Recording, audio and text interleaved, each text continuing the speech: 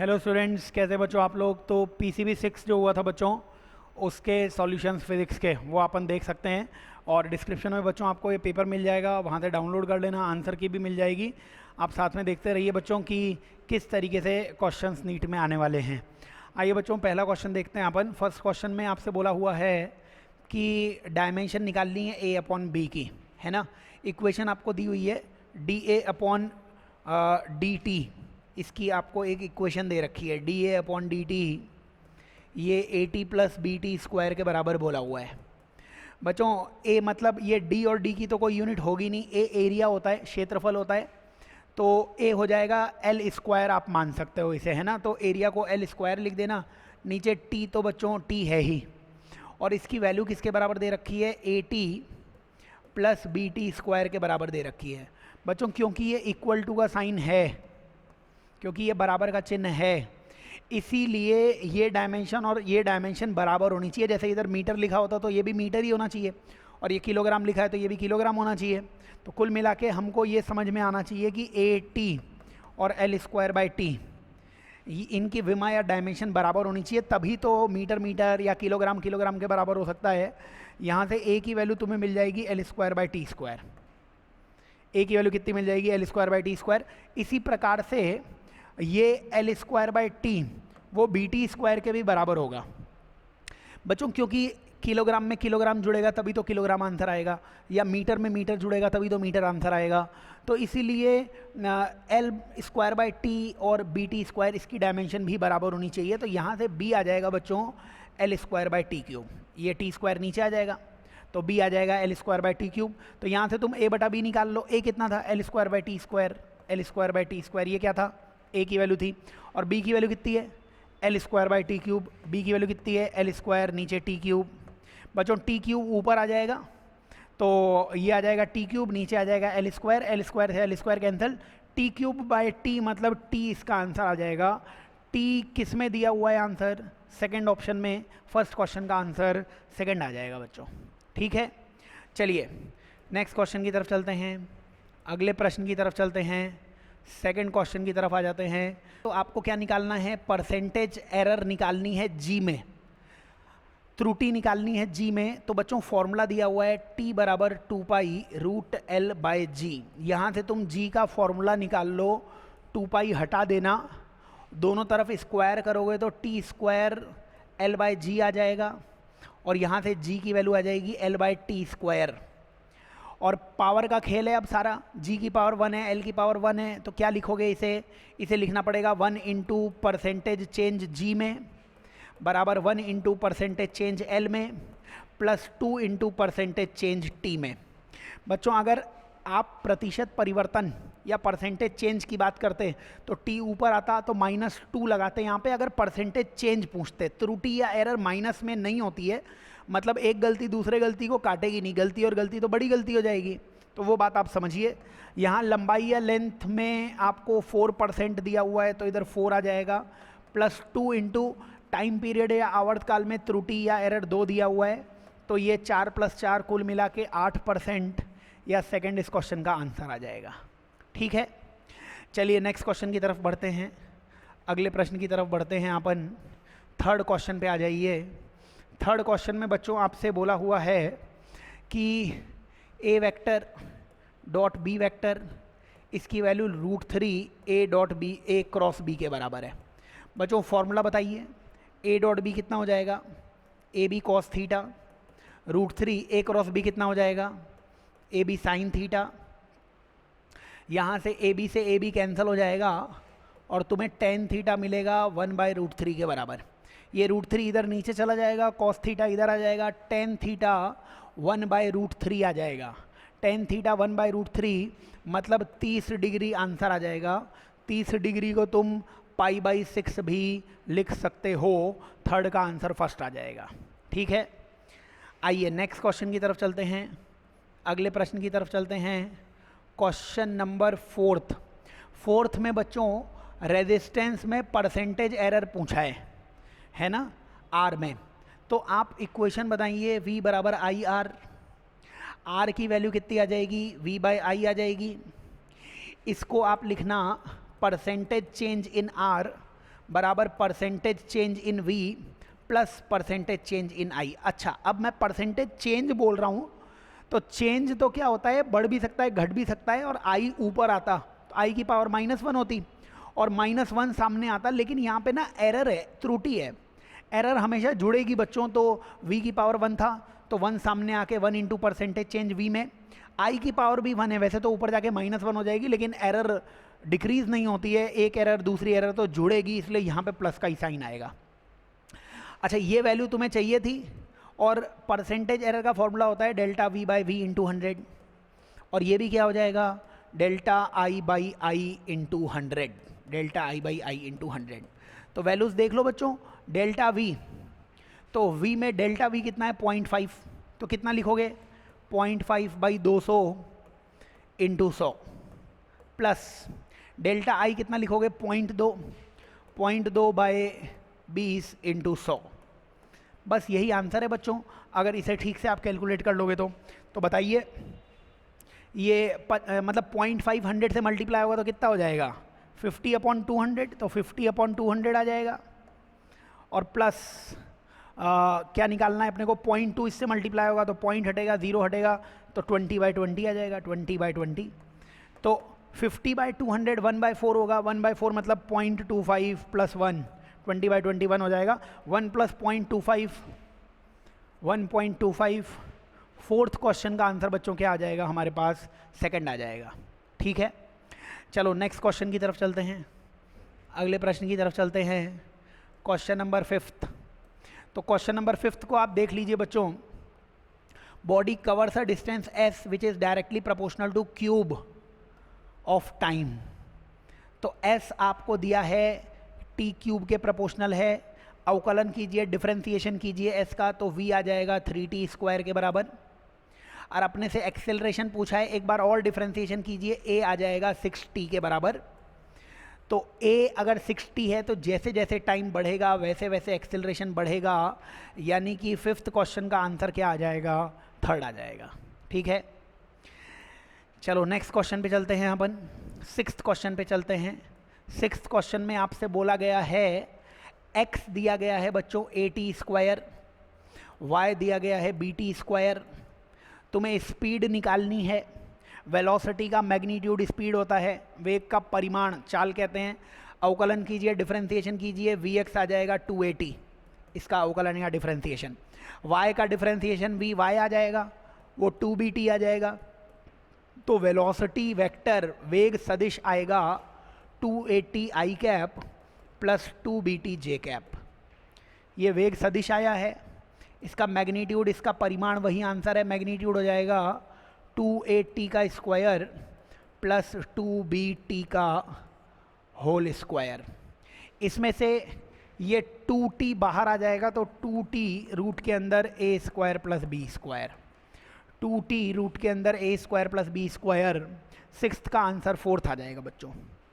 ठीक है, चलो नेक्स्ट क्वेश्चन पे चलते हैं, अपन अगले प्रश्न पे चलते हैं और क्वेश्चन नंबर 7 पर आ जाते हैं। क्वेश्चन नंबर 7 वीडियो देख लीजिए, अगर आपने नहीं क्वेश्चन सॉल्व किए तो साथ में क्वेश्चन सॉल्व करते चलिए, वीडियो को पॉज कीजिए, सॉल्यूशन तो मैं बता ही रहा हूँ। तो 7th क्वेश्चन देख लो बच्चों। 7th क्वेश्चन में आपसे बोला गया है कि during a projectile motion if horizontal range is twice the maximum height, range is twice the maximum height.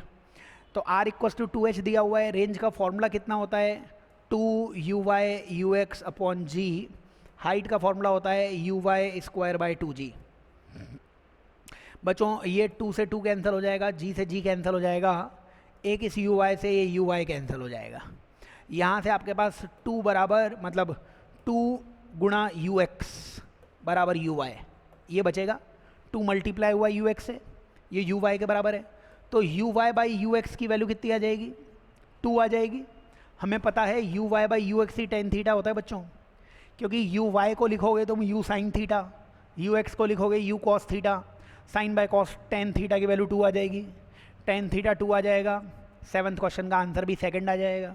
ठीक है, आगे चलते हैं अपन, इसी के आगे नेक्स्ट क्वेश्चन में आ जाओ। 8th क्वेश्चन में क्या बोला हुआ है अपने से, a ball is thrown at an angle 60 degree तो बॉल को 60 डिग्री एंगल पर फेंका है, falls at a horizontal distance 50 metre, 50 metre इसकी रेंज दे रखी है, परास दे रखी है। If ball is thrown at same speed at an angle 60 degree, 60 degree from the vertical, then the range. अच्छा अब ये बताओ मेरे को कि हम एंगल हमेशा ना हॉरिजॉन्टल से मेजर करते हैं बच्चों, तो क्वेश्चन ने बोला है पहले 60 डिग्री हॉरिजॉन्टल से फेंका है, वापस से अब 60 डिग्री पे फेंक रहे हैं, लेकिन वो 60 डिग्री कहाँ से एंगल है, दूसरी बार एंगल 60 डिग्री हॉरिजॉन्टल मतलब वर्टिकल से दिया हुआ है, दूसरा एंगल 60 डिग्री वर्टिकल से। अगर वर्टिकल से 60 डिग्री है तो हॉरिजॉन्टल से एंगल कितना आएगा, क्षैतिज से कोण कितना आएगा, 30 डिग्री।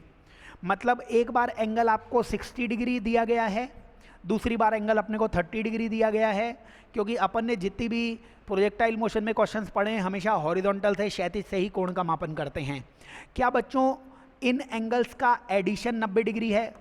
हमने याद कराया था अगर θ1 + θ2 90 डिग्री होगा तो रेंज सेम होगी, परास समान हो जाएगी, रेंज अभी भी सेम रहेगी, 8th का आंसर कितना आ जाएगा, 3rd आ जाएगा। ठीक है, आगे चलिए नेक्स्ट क्वेश्चन पे चाहिए। तो आपको ये सब पॉइंट्स बच्चों पता होने चाहिए। 9th क्वेश्चन में आ जाइए। अगेन ऐसा क्वेश्चन जो आपने किया हुआ होगा, तो projectile has same range R for 2 angles. अभी अभी बताया, क्वेश्चन ने बोला है कि 2 एंगल्स पर सेम रेंज है, इसका मतलब तुम्हें एक एंगल थीटा मानना पड़ेगा और एक 90 - थीटा मानना पड़ेगा, तभी इनका एडिशन 90 हो सकता है। और सेम इनिशियल स्पीड दे ही रखी है, t1 t2 time of flight दे रखा है, तो आपसे पूछा है रिजल्ट क्या आएगा। अच्छा तो बताओ t1 का फॉर्मूला कितना आएगा, time of flight 2u sin θ/g, ये t1 आ गया। तो आप यहाँ से लिख सकते हो t1 समानुपाती साइन थीटा के, क्योंकि 2u/g तो कांस्टेंट है, तो t1 किसके प्रोपोर्शनल, किसके समानुपाती, साइन थीटा। बच्चों t2 का फॉर्मूला 2u sin θ/g, लेकिन याद रहे कि थीटा की वैल्यू दूसरे में 90 - थीटा हो गई है।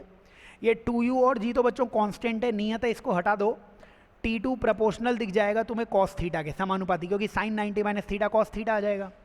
तो t1 में साइन थीटा दिख रहा है, t2 में कॉस थीटा दिख रहा है। ठीक है, बताइए मेरे को परास या रेंज का फॉर्मूला कितना होता था, u² sin 2θ/g, ये होता था परास या रेंज का फॉर्मूला। u² sin 2θ को मैंने लिख लिया 2 sin θ cos θ, और नीचे g तो था ही। बच्चों ये u2 और g कांस्टेंट है, इनको हटा दो, नियत है, ताकि r प्रोपोर्शनल या समानुपाती का रिजल्ट हमें मिल जाए। आगे साइन थीटा दिख रहा है, साइन थीटा की जगह मैं t1 लिख सकता था, कॉस थीटा की जगह मैं t2 लिख सकता था, मेरे पास रिजल्ट आ गया। r किस पर निर्भर करेगा, t1 t2 पर। सेकंड इस क्वेश्चन का आंसर आ जाएगा, 9th क्वेश्चन का आंसर सेकंड आ जाएगा। तो कुछ रिजल्ट्स हैं वो याद होंगे तो पेपर आसानी से हो जाएगा। आओ नेक्स्ट क्वेश्चन की तरफ चलते हैं, अगले प्रश्न की तरफ चलते हैं अपन। और अब बच्चों आपको यूनिट का एक सवाल है, एप्सिलॉन नॉट की यूनिट पूछी गई है। बच्चों फॉर्मूला होता था F = 1/4π एप्सिलॉन नॉट Q²/r²। 4π की तो कोई यूनिट या इकाई होगी नहीं, एप्सिलॉन नॉट को ऊपर अगर मैं ले जाता तो ये मेरे को दिखता Q²/fr²। Q²/fr², Q को लिख सकते थे कूलम का स्क्वायर, और नीचे आता न्यूटन और मीटर का स्क्वायर। यहाँ पे न्यूटन का स्क्वायर भी है थर्ड ऑप्शन में, वो तो गलत हो गया है ना। तो ऊपर क्या आ जाएगा, कूलम स्क्वायर, और नीचे न्यूटन इंटू मीटर का स्क्वायर, न्यूटन इंटू मीटर का स्क्वायर। तो 10th का आंसर 4th आ जाएगा, है ना। ऊपर Q मतलब कूलम का स्क्वायर, F मतलब न्यूटन, R मतलब मीटर का स्क्वायर। डायमेंशन विमा भी निकाल सकते थे, अभी खैर यूनिट ही पूछी है। आगे चलो नेक्स्ट क्वेश्चन में चलो, क्वेश्चन नंबर 11 पे आ जाओ। 11 का आंसर बताओ क्या बोला हुआ है। Minimum number of vectors of unequal magnitude required to produce 0। बच्चों 0 बनाने के लिए अनइक्वल वेक्टर्स कितने चाहिए, कम से कम, है ना। अगर इक्वल वेक्टर्स होते तो समान सदिश हमें 2 ही चाहिए होते, अगर दोनों अपोजिट डायरेक्शन में लग जाते, दोनों का मैग्नीट्यूड सेम होता तो दोनों ज़ीरो बना सकते थे, लेकिन अनइक्वल वेक्टर्स कितने चाहिए होंगे बच्चों? 3 चाहिए होंगे। तीनों से आप त्रिभुज बना दो, तीनों से आप ट्रायंगल बना दो, तो कुल मिलाकर आपको रिजल्टेंट कितना मिल जाएगा? 0। इसलिए याद करेंगे अपन कि अगर अनइक्वल वेक्टर्स हैं जिनका परिमाण समान नहीं है, मैग्नीट्यूड सेम नहीं है, तो कम से कम कितने वेक्टर्स चाहिए होंगे हमें? 3 वेक्टर्स, और वो एक ही प्लेन में हैं तब 0 हो जाएगा। आउट ऑफ प्लेन होते तो हमें 4 चाहिए होते, है ना, लेकिन प्लेन की बात इसने बोली नहीं है, इसलिए 3 आंसर आ जाएगा। नेक्स्ट क्वेश्चन में चलिए, अगले प्रश्न में चलिए, क्वेश्चन नंबर 12 में आ जाइए। 12 में बोला हुआ है कि x दिया हुआ है 4t² प्लस 6t प्लस 8, ये आपको x की वैल्यू दे रखी है। एवरेज वेलोसिटी निकालनी है 6 सेकंड में। अब एवरेज वेलोसिटी का मतलब होगा बच्चों डिस्प्लेसमेंट अपॉन टाइम, तो आप t की वैल्यू एक बार इसमें 0 रखो तो x कितना मिल जाएगा? 8। t की वैल्यू 0 रखी तो ये 0 और x 8 हो गया। एक t की वैल्यू इसमें बच्चों 6 रखो, 6 रखो, 6 रखोगे तो कितना हो जाएगा x की वैल्यू? 4 इंटू ये 6 का स्क्वायर कितना हो जाएगा? 36, प्लस t की जगह 6 रखोगे, 6 इंटू 6 36, और प्लस 8 हो ही जाएगा। तो ये कितना आ जाएगा? 36 इंटू 5, वो शायद 180 होता है, हाँ, और 180 प्लस 8 यानी 188। तो जोड़ के देखोगे तो ये कितना आ जाएगा? 188। शुरुआत में तुम 8 पर थे, बाद में तुम 188 पर हो, तो विस्थापन या डिस्प्लेसमेंट वो कितना रहा होगा? 180 ही रहा होगा। 188 माइनस 8 कर दिया तो विस्थापन है 180, डिस्प्लेसमेंट है 180, और नीचे टाइम कितना दिया हुआ है, समय कितना दिया हुआ है? 6।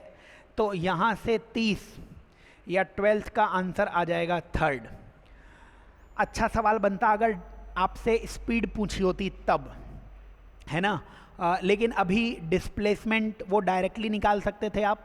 प्रारंभिक और अंतिम बिंदु के बीच की दूरी, इनिशियल और फाइनल के बीच की डिस्टेंस, वो विस्थापन हो जाएगा, वो डिस्प्लेसमेंट हो जाएगा, उसको टाइम से डिवाइड कीजिए, वेलोसिटी आ जाएगी, आंसर आ जाएगा 3rd। ठीक है, आगे चलो, नेक्स्ट क्वेश्चन में चलो। 12th के आगे क्वेश्चन नंबर 13 पे आ जाओ बच्चों, आराम से क्वेश्चंस देख लो।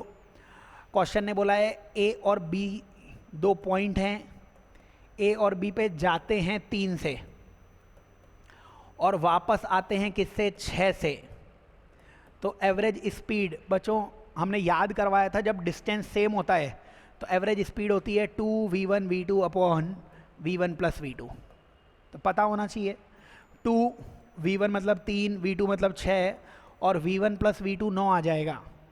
3 से इसको कैंसिल करोगे ये 3 आ जाएगा, 3 से इसको कैंसिल करोगे 2, 2 इंटू 2 4, यानी 13th का आंसर आ जाएगा फर्स्ट बच्चों। ठीक है, अगर 2 सेम डिस्टेंसेज हैं तो एवरेज वेलोसिटी होती है 2v1 v2 upon v1 plus v2। अगर 2 सेम टाइम होते तो v1 प्लस v2 बाई 2। ठीक है, आओ नेक्स्ट क्वेश्चन पे, अगले प्रश्न पे चलते हैं अपन। आ जाइए क्वेश्चन नंबर 14 पे आ जाइए बच्चों। 14 पे बोला हुआ है a की वैल्यू दी हुई है 2t प्लस 2। ठीक है, और बोला क्या हुआ है? Particle is initially at rest moving along X axis. अच्छा, तो पार्टिकल एक्स अक्ष पे चल रहा है, शुरुआत में इसका u 0 दिया हुआ है। If it start from origin, distance covered in 2 second में डिस्टेंस कितनी चलेगा? बच्चों a को लिख लो dv बाई dt, वो आ जाएगा 2t प्लस 2।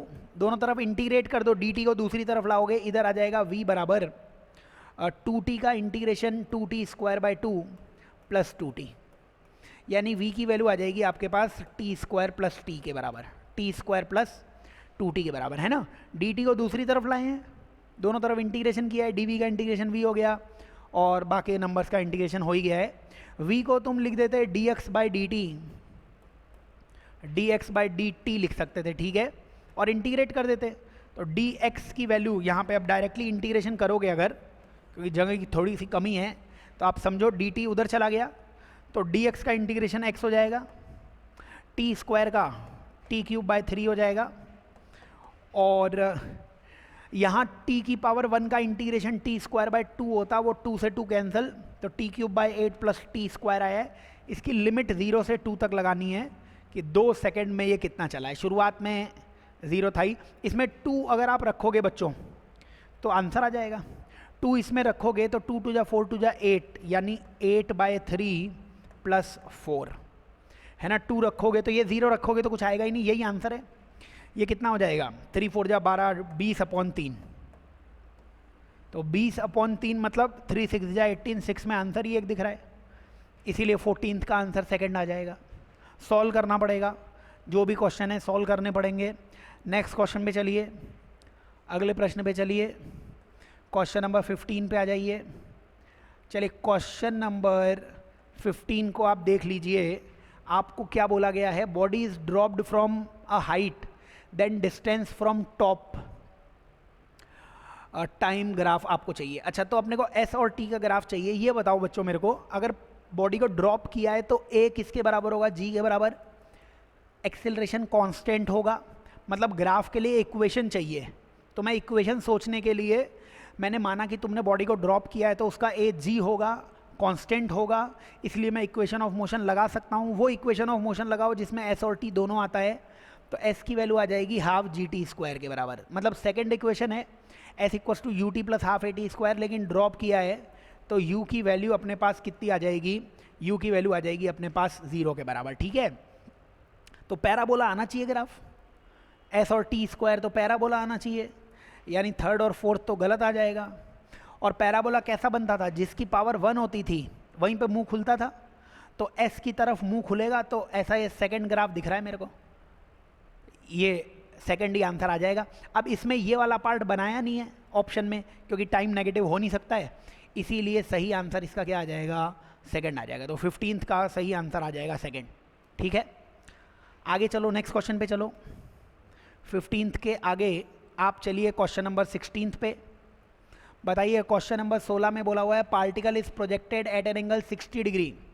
पार्टिकल को प्रोजेक्ट किया है 60 डिग्री फ्रॉम वर्टिकल। तो एक पार्टिकल को प्रोजेक्ट किया है वर्टिकल से, ऊर्ध्वाधर से 60 डिग्री के एंगल पर, 20 मीटर पर सेकेंड बच्चों इसकी स्पीड दे रखी है। Find the velocity after 1 second. 1 second के बाद वेलोसिटी क्या होगी ये बतानी है। बच्चों बताइए कि 1 सेकेंड बाद अगर वेलोसिटी चाहिए तो वेलोसिटी के 2 कंपोनेंट होते हैं। एक तो ये एंगल बताइए मेरे को, ये एंगल 30 डिग्री आ जाएगा। 20 का इधर कंपोनेंट कीजिए, तो इधर कंपोनेंट आएगा 20 cos 30। 20 cos 30 का मतलब क्या होगा हमारे पास, 20 cos 30 का मतलब होगा 20 इंटू √3/2, यानी कि 10√3 है ना। तो हॉरिजॉन्टल वेलोसिटी हमेशा 10√3 रहेगी, शुरुआत में भी 10√3 थी और अभी भी कितनी रहेगी, 10√3 रहेगी। अब देखो, अब मेरा दिमाग ऐसे चला कि हो ना हो इसका आंसर शायद 10√3 होगा। बताऊं कैसे दिमाग चला, क्योंकि ये बताओ अगर ये x डायरेक्शन की वेलोसिटी है तो इसमें y डायरेक्शन की वेलोसिटी जुड़ेगी, तभी तो टोटल वेलोसिटी मिलेगी ना। मैग्नीट्यूड चाहिए तो रूट के अंदर x का स्क्वायर प्लस y का स्क्वायर करोगे आप, तो आपको सारे आंसर √3 में तभी दिख सकते हैं जब y में कोई वेलोसिटी जुड़े ही ना। इसका मतलब हो ना हो ये 1 सेकंड का टाइम जो है ना वो हाईएस्ट पॉइंट का टाइम होगा। हाईएस्ट पॉइंट पे केवल x वेलोसिटी रह जाएगी, y वेलोसिटी रहेगी नहीं। हाईएस्ट ऊपर पहुंचने का टाइम कितना होता है, ऊपर से नीचे आने का टाइम 2u sin θ/g होता है, केवल ऊपर जाने का टाइम u sin θ/g होता है। तो देख लो, अगर ये 1 सेकंड आ रहा है मतलब 1 सेकंड बाद हाईएस्ट पॉइंट पे होगा। u है 20, sin θ है 1/2, g है 10, 20/20 मतलब 1 सेकंड। 1 सेकंड बाद मैक्सिमम हाइट पे होगा, और 1 सेकंड बाद अगर मैक्सिमम हाइट पर है तो मैक्सिमम हाइट पर y वेलोसिटी रहेगी नहीं, केवल x रहेगी, इसीलिए इसका आंसर कितना आ जाएगा, 4th आ जाएगा। ठीक है, अदरवाइज इक्वेशन भी लगाते हैं तब भी वी वाई की वैल्यू 0 ही मिलती। आगे चलो, नेक्स्ट क्वेश्चन की तरफ चलो। क्वेश्चन नंबर 17 पे आ जाओ। क्वेश्चन नंबर 17 में बताइए सिग्निफिकेंट नंबर। बच्चों याद रखना, किसी भी नंबर के पहले जो 0 आते हैं वो कभी सिग्निफिकेंट नहीं होते हैं। चाहे 0,198 लिखाओ, चाहे 0.00198 लिखाओ, ये सारे पहले वाले जो 0 है ना ये कभी सिग्निफिकेंट नहीं होते हैं। तो इसमें पहले वाले 0 सिग्निफिकेंट नहीं हैं, तो फिर सिग्निफिकेंट डिजिट्स इसमें कितनी आ जाएगी, 17th क्वेश्चन में आंसर आ जाएगा 3। यानी कितने सिग्निफिकेंट डिजिट्स आ जाएंगे, 230 में 3 सिग्निफिकेंट डिजिट्स आ जाएंगे। 0.00230 है तो डेसिमल में पहले वाले जीरोस तो बताया है, चाहे डेसिमल हो चाहे कोई नंबर हो, पहले वाले जीरो तो कभी सिग्निफिकेंट नहीं होते हैं, कभी सार्थक नहीं होते। डेसिमल में बाद में जो जीरो आ रहे हैं ये हमेशा सिग्निफिकेंट होते हैं। और नंबर अगर होता, मान लीजिए केवल 230 होता, तो फिर क्या होता, अगर यहाँ पे कोई यूनिट नहीं है तो सिग्निफिकेंट डिजिट्स 2 होती, लेकिन यहाँ पे लिख देता मैं 230 मीटर, तो तीनों क्या हो जाती, सिग्निफिकेंट डिजिट्स हो जाती। ठीक है, चलो आगे चलो, नेक्स्ट क्वेश्चन पे चलो। छोटे छोटे पॉइंट्स हैं, याद करो इन्हें। क्वेश्चन नंबर 18 पे आ जाओ। 18 में एक क्यूबिकल रूम है ना, क्यूब है, एक घन बनाया हुआ है, और इसमें एक मक्खी है जो एक कॉर्नर से उड़ के दूसरे कॉर्नर तक आती है। तो डिस्प्लेसमेंट बच्चों इसको बॉडी डायगोनल कहते हैं, बॉडी डायगोनल। सॉलिड स्टेट में केमिस्ट्री में बताया गया होगा आपको, बॉडी डायगोनल की लंबाई होती है a√3। आंसर 5√3 आ चुका है, जिसको ज़्यादा एक्सप्लेन करने की ज़रूरत नहीं है, सॉलिड स्टेट में सबने पढ़ा हुआ होता है 5√3। ठीक है, 4th आंसर आ जाएगा। आगे चलो, नेक्स्ट क्वेश्चन में चलो। क्वेश्चन नंबर 19 पे आ जाओ। तो क्वेश्चन नंबर 19 में बताइए आप क्या बोला हुआ है, do not have same dimension. किसकी सेम डायमेंशन नहीं है, एंगुलर मोमेंटम और प्लैंक कांस्टेंट। अब इनकी डायमेंशन सेम ही होती है बच्चों। एंगुलर मोमेंटम को हम क्या लिखते थे, एंगुलर मोमेंटम होता है, आप ऐसे समझिए, एंगुलर मोमेंटम mvr होता है। एंगुलर मोमेंटम क्या होता है, mvr होता है ना। और ये बताओ, एक डी ब्रॉगली वेवलेंथ का फॉर्मूला था, लैम्डा इक्वल्स टू h/p। तो लैम्डा किसके बराबर हो जाएगा, मतलब लैम्डा नहीं, h किसके बराबर हो जाएगा, लैम्डा इंटू पी के बराबर। देखो इन दोनों फॉर्मूले से बिल्कुल समझ में आएगा, कोणीय संवेग mv इंटू आर था, mv मतलब p और इंटू r मतलब लेंथ, लंबाई, और h भी p मतलब मोमेंटम संवेग, और लैम्डा भी मीटर में होगा, तो p को मीटर से गुणा कर रहे हो, है ना। और यहाँ पर भी p को किससे गुणा कर रहे हो, मीटर से। इन दोनों फॉर्मूले से बिल्कुल सही है कि पहले ऑप्शन की विमा या डायमेंशन सेम होगी। ठीक है, चलो इसे हटा देता हूँ मैं, और दूसरा ऑप्शन को चेक करते हैं अपन। तो सेकंड ऑप्शन देख लीजिए इसी के आगे, कि सेकंड ऑप्शन में क्या बोला हुआ है, angular velocity and velocity gradient. बच्चों ग्रेडियंट का मतलब होता है डिस्टेंस के रेस्पेक्ट में, मतलब वेलोसिटी ग्रेडियंट का मतलब होगा dv/dr। और एंगुलर वेलोसिटी ओमेगा होती है, ओमेगा का फॉर्मूला भी v/r ही होता है, v equals to omega r। तो देखिए यहाँ पे भी v/r है, यहाँ पे भी v/r है, मतलब सेकंड ऑप्शन भी गलत होगा, दोनों के डायमेंशन सेम है। अपने को वो पता लगाना है किसकी डायमेंशन सेम नहीं है। तो दूसरे में फॉर्मूले देखते चलिए। अच्छा, तीसरा क्या है, velocity gradient and angular frequency. तो वेलोसिटी ग्रेडियंट की अगर आप बात करें तो वेलोसिटी ग्रेडियंट आपके पास क्या आ जाएगा, अभी अभी बताया था dv/dr। अच्छा, इसको आप v/r लिख सकते हो, और v/r ही किसके बराबर होता है, ओमेगा के बराबर। और क्या ओमेगा की वैल्यू 2πf होती है, यही एंगुलर फ्रीक्वेंसी खुद किसके बराबर है, यूनिट v/r के बराबर। v/r को क्या बोलते हैं, वेलोसिटी ग्रेडियंट बोलते हैं, और इसको एंगुलर फ्रीक्वेंसी बोलते हैं। तो सबकी डायमेंशन सेम आ रही है, तीसरे की भी सेम आ रही है। इसका मतलब सेम डायमेंशन किसकी नहीं होगी, सेम यूनिट किसकी नहीं होगी, फोर्थ की। एंगुलर फ्रीक्वेंसी और पोटेंशियल एनर्जी ग्रेडियंट, यही आंसर है, इनकी डायमेंशन सेम नहीं होगी। पहले तीन की कैसे सेम होगी वो बता रखा है, यही आंसर आ जाएगा। आगे चलो, नेक्स्ट क्वेश्चन की तरफ चलो। क्वेश्चन नंबर 20 पे आ जाओ बच्चों। क्वेश्चन नंबर 20 में आप देखिए क्या बोला हुआ है, एक पुलिस वैन है, पुलिस की वैन जो मूव कर रही है बच्चों v0 से, ठीक है। और एक इसके आगे तुम्हारी गाड़ी चल रही है, मतलब एक चोर की गाड़ी चल रही है, थीफ की गाड़ी चल रही है, जो किससे चल रही है, 6v0 से चल रही है। और मजल स्पीड, बच्चों मजल स्पीड या नालमुखी चाल, तो मजल स्पीड का मतलब होता है कि with respect to gun, with respect to gun वो होती है मदर वेलोसिटी। गोली चलने की स्पीड आई है किसके रेस्पेक्ट में? With respect to gun. Gun कहाँ पे थी? कार में। तो आपको समझना चाहिए कि ये जो 20 V0 दिया हुआ है, ये दिया हुआ है velocity of bullet with respect to police. Police की गाड़ी के रेस्पेक्ट में इसकी वेलोसिटी दे रखी है। तो यहाँ से आप क्या लिख सकते थे? यहाँ से तुम लिख सकते थे कि ये जो 20 V0 है ये किसकी वैल्यू दे रखी है? VB माइनस VP की। अब सब एक ही डायरेक्शन में है इसलिए वेक्टर का ज़्यादा कुछ रोल है नहीं। VP इधर आ जाएगा तो बुलेट की वेलोसिटी कितनी आ जाएगी? 20 V0 प्लस पुलिस की वेलोसिटी। पुलिस की गाड़ी की वेलोसिटी V0 थी, तो बताइए बुलेट की वेलोसिटी कितनी आ जाएगी? 20 और 1। तो बुलेट की वेलोसिटी आपको बनानी चाहिए यहाँ पे 21 V0। अब बुलेट जा रही है 21 से, चोरों की गाड़ी जा रही है किससे? 6 से कि किससे? 6 से। तो बताओ 21 और 6 सेम डायरेक्शन में है तो माइनस कर सकते थे आप। ये 21 V0 है ना, और ये 6 V0 है। सेम डायरेक्शन में रिलेटिव निकालोगे तो माइनस करना पड़ेगा। तो 21 V0 minus 6 V0, 21 minus 6 15 V0। ये अपने पास 20 नंबर के क्वेश्चन का आंसर आ जाएगा फर्स्ट।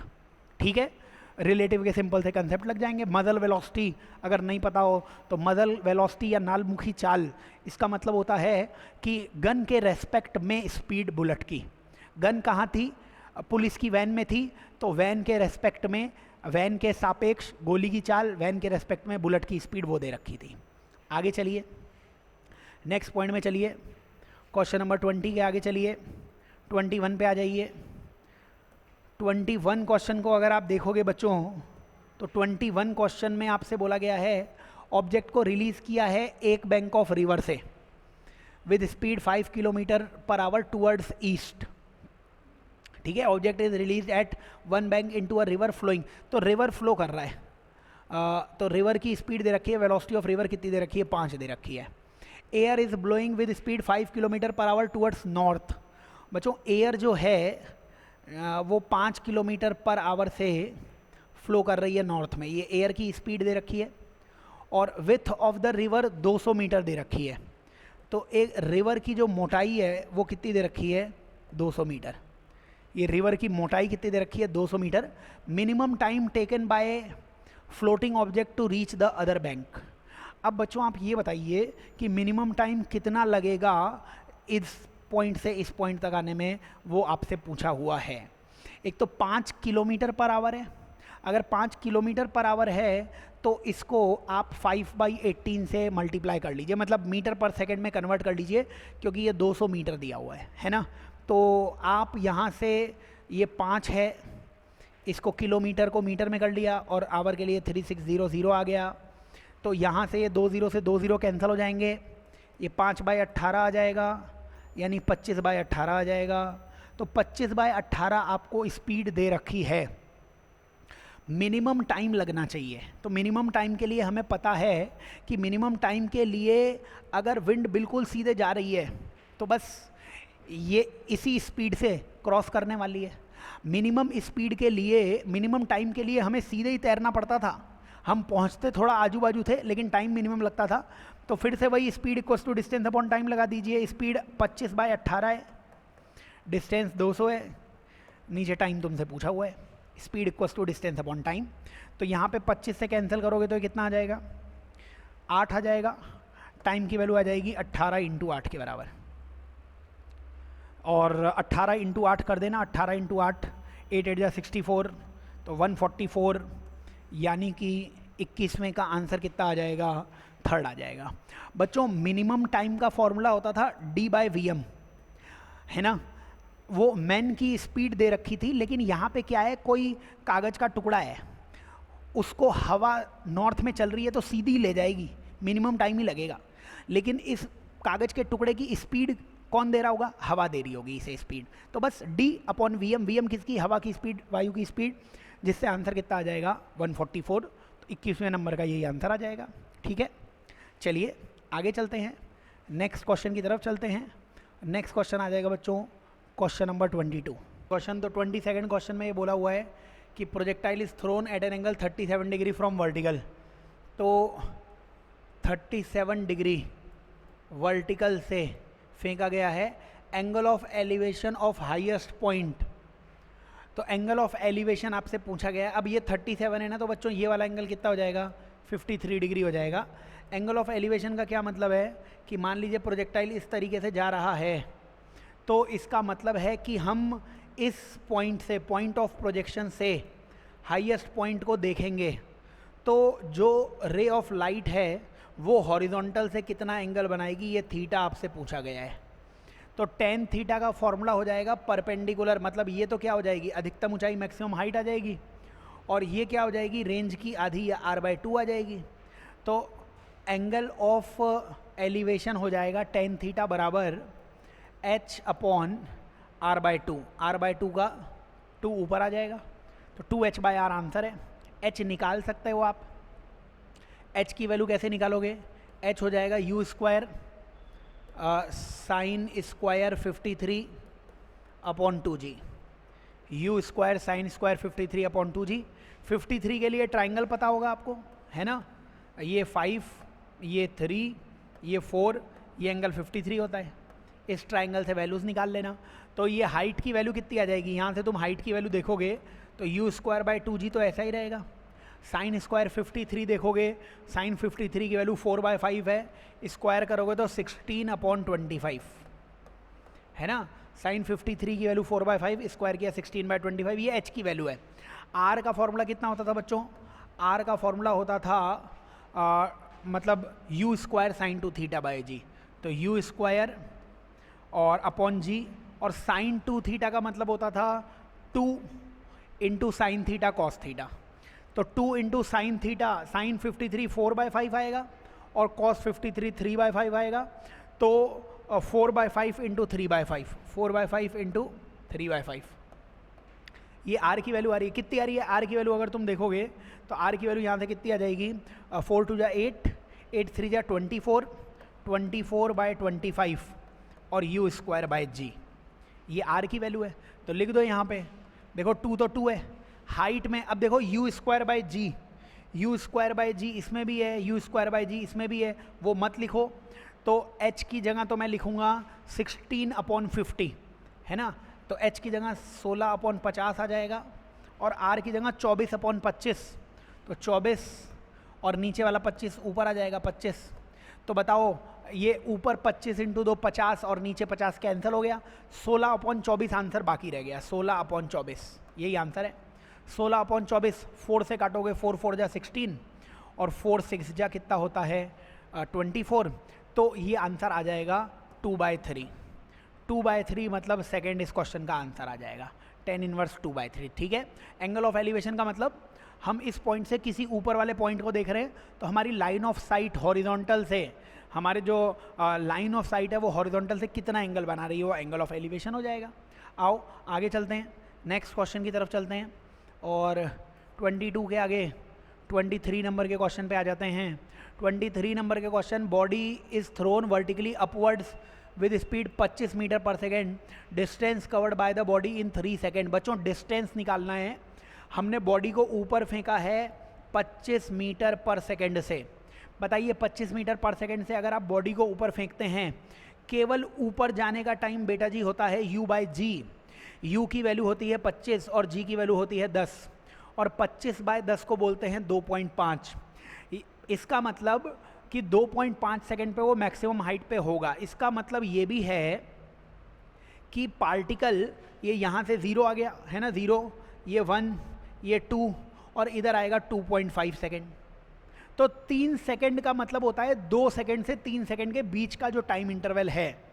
तो बच्चों 2 से 2.5 सेकेंड के बीच में पार्टिकल जितना ऊपर जाएगा, 2.5 सेकेंड से 3 सेकेंड के बीच में उतना ही नीचे आएगा, क्योंकि सेम टाइम में सेम डिस्टेंस चलता है ना। लेकिन जो पार्टिकल नीचे गिरता है उसकी इनिशियल वेलोसिटी 0 होती है, तो नीचे गिरने वाला पार्टिकल कितना चलेगा, हाफ g² चलेगा, मतलब हाफ g, और 2.5 से 3 मतलब ये टाइम 0.5 सेकेंड आ जाएगा, हाफ g 0.5 मतलब हाफ का स्क्वायर। तो बताओ ये कितना हो जाएगा, ये आ जाएगा बच्चों g/8। ये कितना आ जाएगा g/8, 4 2 जा 8। g/8 अगर नीचे गिरा है तो 0.5 सेकेंड में g/8 ही ऊपर भी आया होगा, तो डिस्टेंस कितनी आ जाएगी g/8 प्लस g/8 यानी g/4। g की वैल्यू 10 होती है, 10 को 4 से डिवाइड करोगे 2.5 मीटर इसका आंसर आ जाएगा। 2.5 सेकंड पे वो मैक्सिमम हाइट पे पहुंच रहा था, तो 2 से 2.5 सेकंड में वो ऊपर जाएगा और 2.5 से 3 सेकंड में वो नीचे गिरेगा। लेकिन 2.5 से 3 सेकंड में वो जितना नीचे गिरेगा है ना, उतना ही 2 से 2.5 सेकंड में ऊपर भी गया होगा। और नीचे गिरने वाला पार्टिकल मुक्त कण होता है, ड्रॉप्ड पार्टिकल होता है, हाफ g² से निकाल लो, उसको डबल कर दो, आंसर आ जाएगा। आगे चलो, अगले प्रश्न की तरफ चलो। क्वेश्चन नंबर 24 पे आ जाओ बच्चों। बताओ 24 नंबर के क्वेश्चन में आपसे बोला गया है ball is projected upwards from ground with initial velocity u। तो बॉल को ऊपर फेंका है और इनिशियल स्पीड u है, और ball is at height 160 metre twice.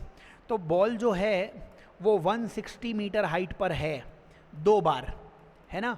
ऊपर जाते वक्त भी आएगी, नीचे आते वक्त भी आएगी, और ऐसा वो कब कर रही है, 4 सेकंड में, है ना। 4 सेकंड के टाइम इंटरवल पे, मतलब यहाँ से ऊपर जाकर नीचे आने का ये पूरा टाइम 4 सेकंड दिया हुआ है। इसका मतलब केवल ऊपर जाने का टाइम 2 सेकंड, केवल नीचे आने का टाइम 2 सेकंड।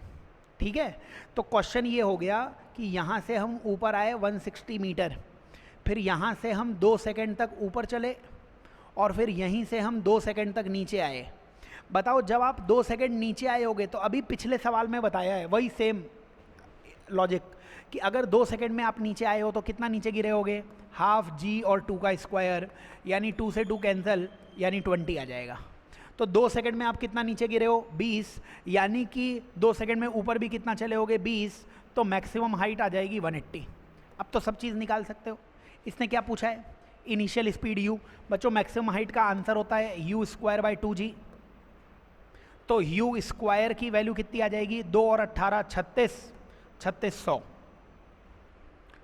और u² 3600 है तो u की वैल्यू 60 आ जाएगी बच्चों। 60 का स्क्वायर करोगे वही कितना होता है, 3600 होता है। थर्ड आंसर आ जाएगा।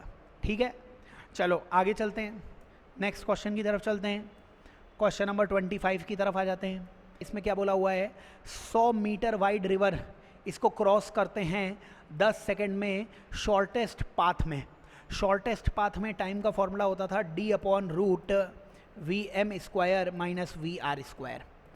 तो शॉर्टेस्ट पाथ के लिए टाइम कितना दे रखा है, 10, तो टाइम की जगह 10, डिस्टेंस की जगह 100, तो डिस्टेंस की जगह 100, नीचे √VM² माइनस रिवर की स्पीड भी तुम्हें कितनी दे रखी है, 10 दे रखी है, तो 10 का स्क्वायर आ जाएगी। बच्चों एक 0 से ये 0 कैंसिल हो जाएगा, दोनों तरफ स्क्वायर करोगे तो VM² - 100 = 100। बच्चों स्क्वायर किया तो ये रूट हट गया और दूसरी तरफ ले गए, इधर 10 का स्क्वायर आ गया, तो यहाँ से VM² तुम्हारे पास कितना आ जाएगा, 200, या VM कितना आ जाएगा, 10√2, VM आ जाएगा 10√2। लेकिन तुम्हें पूछा है शॉर्टेस्ट टाइम, मिनिमम टाइम। बच्चों मिनिमम टाइम का फॉर्मूला होता था d/VM। एक ही सवाल में हमने दोनों फॉर्मूले याद करवा दिए। d डिस्टेंस है 100 और 10√2 आपको VM दे रखा है ना, तो आंसर आ गया 10/√2। आंसर 10/√2 आ जाएगा। 10/√2 जो है इसको तुम √2 से मल्टीप्लाई, √2 से डिवाइड कर दो, तो ये आंसर 5√2 भी दिख जाएगा बच्चों आपको। √2 × √2 2 हो जाएगा, 10/2 यानी 5√2 मतलब सेकंड इस क्वेश्चन का आंसर आ जाएगा। ठीक है, चलो नेक्स्ट क्वेश्चन की तरफ चलते हैं, अगले प्रश्न की तरफ चलते हैं। क्वेश्चन नंबर 26 की तरफ कहा गया है अपने से कि rain is falling eight an angle 45 degree east of vertical, है ना। तो जो वर्टिकल है उससे ईस्ट की तरफ, तो वर्टिकल से ईस्ट की तरफ 45 डिग्री, यानी कि इस डायरेक्शन में 45 डिग्री पर ये VR वेलोसिटी ऑफ रेन आपको दे रखी है। ठीक है, इसके बाद बोल रखा है कि पर्सन भी ईस्ट में जा रहा है, पर्सन ईस्ट में जा रहा है, और पर्सन किस स्पीड से जा रहा है, 10 मीटर पर सेकंड से जा रहा है। और पर्सन ऑब्जर्व करता है कि रेन ड्रॉप्स है वर्टिकली डाउनवर्ड आ रही है बच्चों, रेन ड्रॉप्स जो हैं वो वर्टिकली डाउनवर्ड्स आ रही हैं, ऐसा पर्सन ऑब्जर्व करता है। तो ये जो वेलोसिटी ऑफ रेन है, इस वेलोसिटी ऑफ रेन के तुम 2 कंपोनेंट कर लेते। वेलोसिटी ऑफ रेन का इधर कंपोनेंट आता VR cos 45, और VR cos 45 यानी वो VR/√2 आता। इधर कंपोनेंट आता, वो भी कितना आता, VR sin 45, वो भी VR/√2 आता। अब ऐसा सोचिए आप कि आदमी को रेन ड्रॉप्स केवल वर्टिकली गिरती हुई दिख रही हैं, इसका मतलब हॉरिजॉन्टल कंपोनेंट का रिलेटिव 0 होना चाहिए।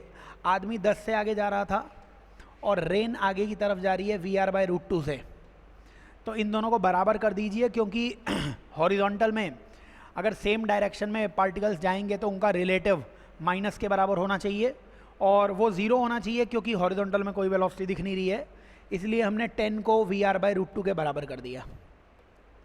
यहाँ से तुम्हें VR कितना मिल जाएगा बच्चों? 10√2 मिल जाएगा। यही तो पूछा हुआ था आपसे, VR वेलोसिटी ऑफ रेन ही तो पूछी हुई थी, 10√2 सेकेंड इस क्वेश्चन का आंसर आ जाएगा। ठीक है, आगे चलते हैं नेक्स्ट क्वेश्चन की तरफ। तो क्वेश्चन नंबर 27 पे आ जाते हैं। 27 नंबर के क्वेश्चन में आपसे बोला गया है fighter plane is flying horizontally. तो फाइटर प्लेन हॉरिजॉन्टली जा रहा है 120 किलोमीटर पर मिनट से। इसकी हाइट दे रखी है बच्चों 8 kilometre. Horizontal distance of fighter plane from the target where it should release the bomb to hit the target. बच्चों यहाँ से अगर बॉम्ब रिलीज़ करेगा तो कितनी दूर पर जाके गिरेगा, इसकी रेंज पूछी गई है, इसकी परास पूछी गई है। रेंज का फॉर्मूला U√2h/g, ये हॉरिजॉन्टल प्रोजेक्टाइल मोशन में फॉर्मूला होता है। U की वैल्यू कितनी दे रखी है? 120 किलोमीटर पर मिनट दिया हुआ है। ठीक है, तो किलोमीटर पर मिनट है। मिनट को बच्चों अपन 1 मिनट में 60 सेकेंड, तो मिनट को 60 से डिवाइड कर लिया। और 2 हाइट की वैल्यू 80 है, G की वैल्यू 10, G की वैल्यू 10 आ जाएगी। याद रखना बच्चों, यहाँ पे आपने H किस में लिखा है? 8 किलोमीटर है ना, 8 किलोमीटर है, तो 8 × 10 की पावर 3 लिखने वाला हूँ मैं। तो 8 × 10 की पावर 3, 8 × 10 की पावर 3 है ना। तो क्योंकि यहाँ पे G आ रहा है, तो G किस में था? मीटर पर सेकंड में है ना, मीटर पर सेकंड स्क्वायर है तो बाहर सेकंड आएगा, इसलिए मैंने इसको सेकंड में बना लिया है। और ये अपने पास किस में आया हुआ है? ये मैंने मीटर में इसे कन्वर्ट कर दिया है, ताकि मीटर से मीटर कैंसिल हो जाएगा, किलोमीटर में आंसर दिख जाएगा। क्या आंसर दिख जाएगा? 60 को इससे कैंसिल करोगे 2 आ जाएगा। अच्छा 2 8 जा 16 था, तो बाहर एक 4 आ जाएगा, 2 तो था ही और 4 आ जाएगा। और बच्चों ये 10 क्यूब है और नीचे 10 है, तो ऊपर 10 का स्क्वायर मतलब बाहर एक 10 भी आ जाएगा। तो यहाँ से आपके पास आंसर आ जाएगा 2 4 जा 8, 8 × 10 80 किलोमीटर। यही रेंज आ जाएगी 27 क्वेश्चन में, यही अपना आंसर आ जाएगा। ठीक है, आओ नेक्स्ट क्वेश्चन की तरफ चलते हैं, अगले प्रश्न की तरफ चलते हैं। क्वेश्चन नंबर 28 की तरफ आ जाते हैं। ये बोला हुआ है ball is projected at an angle 60 degree. तो बॉल को अपन ने 60 डिग्री पर फेंका है ना। इनिशियल स्पीड दे रखी है 20 metre per second. Speed of the particle when velocity makes an angle 45 degree. तो वेलोसिटी 45 डिग्री जब एंगल बनाएगी तब स्पीड कितनी होगी? बच्चों प्रोजेक्टाइल मोशन में हॉरिजॉन्टल स्पीड हमेशा सेम रहती है, तुम हॉरिजॉन्टल स्पीड सेम कर दो। बताओ शुरुआत में हॉरिजॉन्टल स्पीड कितनी होगी? 20 cos 60। क्षैतिज वेग शुरुआत में कितना होगा? 20 cos 60। बाद में वेलोसिटी मैंने मान ली v है, जब उसने एंगल कितना बनाया? 45 डिग्री। बताओ 45 डिग्री पर अगर x डायरेक्शन या क्षैतिज दिशा या हॉरिजॉन्टल डायरेक्शन की स्पीड निकालोगे तो क्या वो v cos 45 हो जाएगी? और x डायरेक्शन में स्पीड सेम रहती है, दोनों को बराबर कर दो, यानी 20 cos 60 को किसके बराबर कर दो? v cos 45 के।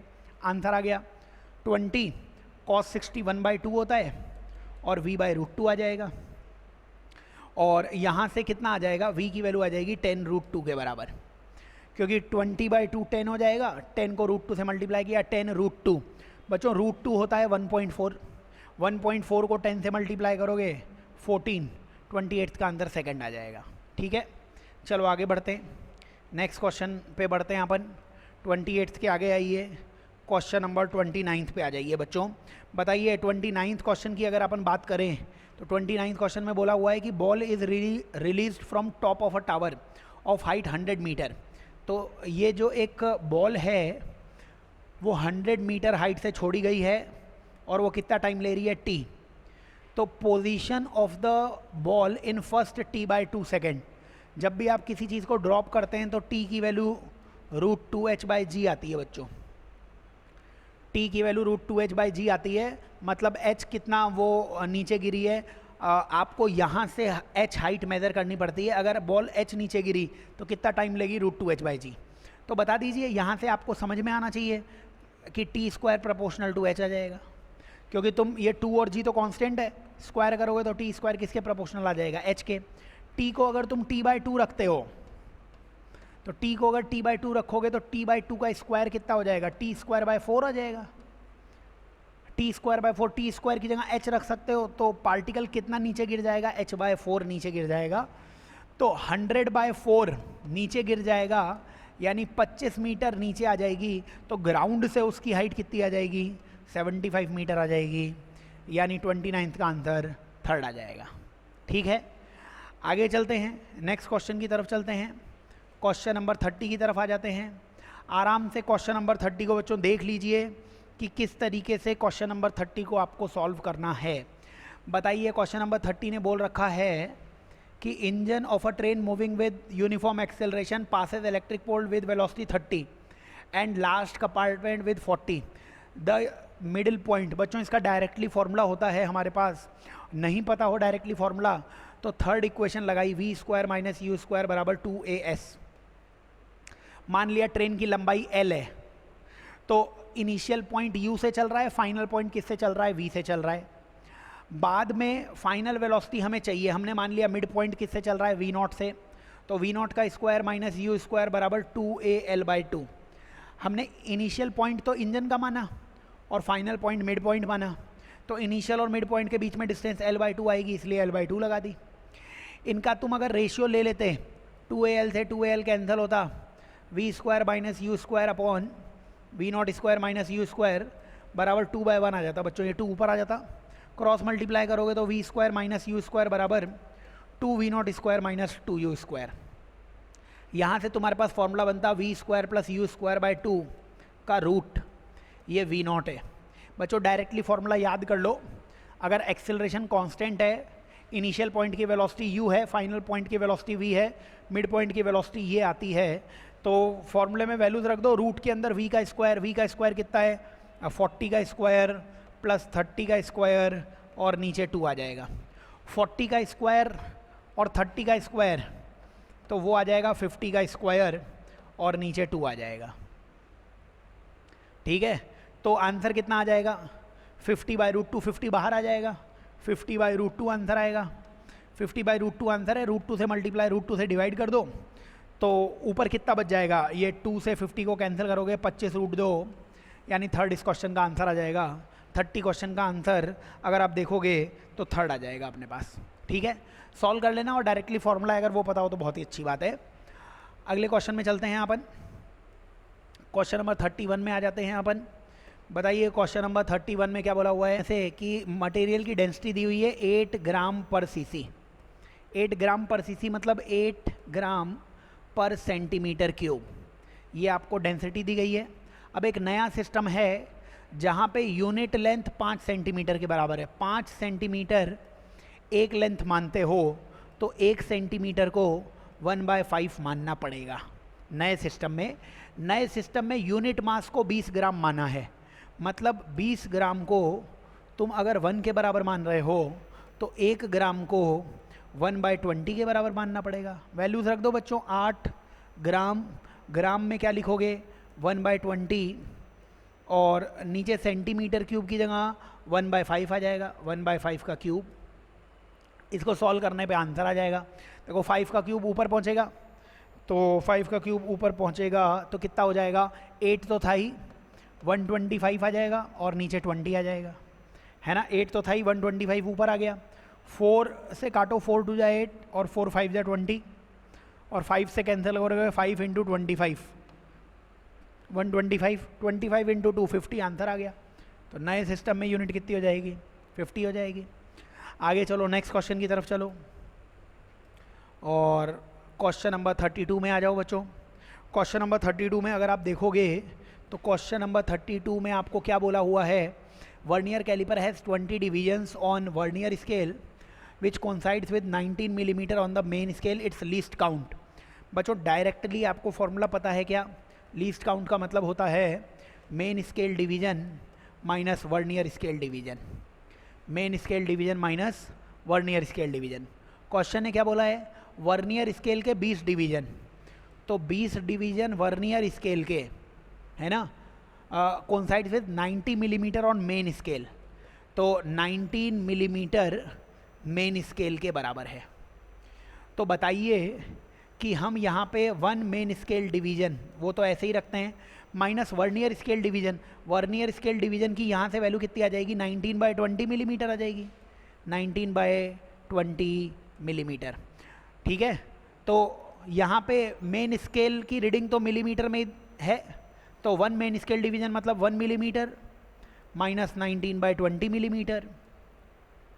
यहाँ से कितना आंसर आ जाएगा, 20 माइनस 19 यानी 1/20 मिलीमीटर, 1/20 मिलीमीटर ये आंसर आ जाएगा। 1/20 का मतलब क्या हो जाएगा, पॉइंट लगाओगे तो 10 आएगा, फिर 0 लगाओगे एक और 0 आएगा, 0.05, यानी कि थर्ड 32 क्वेश्चन का आंसर हमारे पास आ जाएगा। ठीक है, तो समझना पड़ेगा अपने को, फॉर्मूला याद होना चाहिए कि लीस्ट काउंट का मतलब होता है सबसे छोटा मेजरमेंट, और सबसे छोटे मेजरमेंट का मतलब होता है main scale division minus vernier scale division. ठीक है, चलो नेक्स्ट क्वेश्चन की तरफ चलते हैं, 33 क्वेश्चन की तरफ चलते हैं। मैं आपसे बोला गया है कि लीस्ट काउंट स्क्रू गेज का कितना दिया हुआ है, 0.005, ये लीस्ट काउंट दिया हुआ है। लीस्ट काउंट का फॉर्मूला होता है pitch upon number of divisions, pitch upon number of divisions. तो यहाँ से पिच की वैल्यू कितनी आ जाएगी, 100 × 0.05 यानी 0.5 मिलीमीटर, 0.5 मिलीमीटर यानी 33 क्वेश्चन का आंसर कितना आ जाएगा, फर्स्ट आ जाएगा। चलो आगे चलते हैं, नेक्स्ट क्वेश्चन की तरफ चलते हैं। और नेक्स्ट क्वेश्चन में आपको बोला गया है, 34 क्वेश्चन में आपको बोला गया है 2 फोर्सेस 3 और 2 न्यूटन के थीटा एंगल पर हैं, इनका रिजल्टेंट 1 है। बताओ, ये तो डायरेक्टली सोच लो, इसमें लॉजिक मत लगाओ। देखो 3 और 2 जब अपोजिट डायरेक्शन में होंगे तभी तो रिजल्टेंट 1 आएगा ना। इसका मतलब क्या है कि थीटा की वैल्यू 180 डिग्री है। अब क्या बोला गया है, the first force is now increase to 6।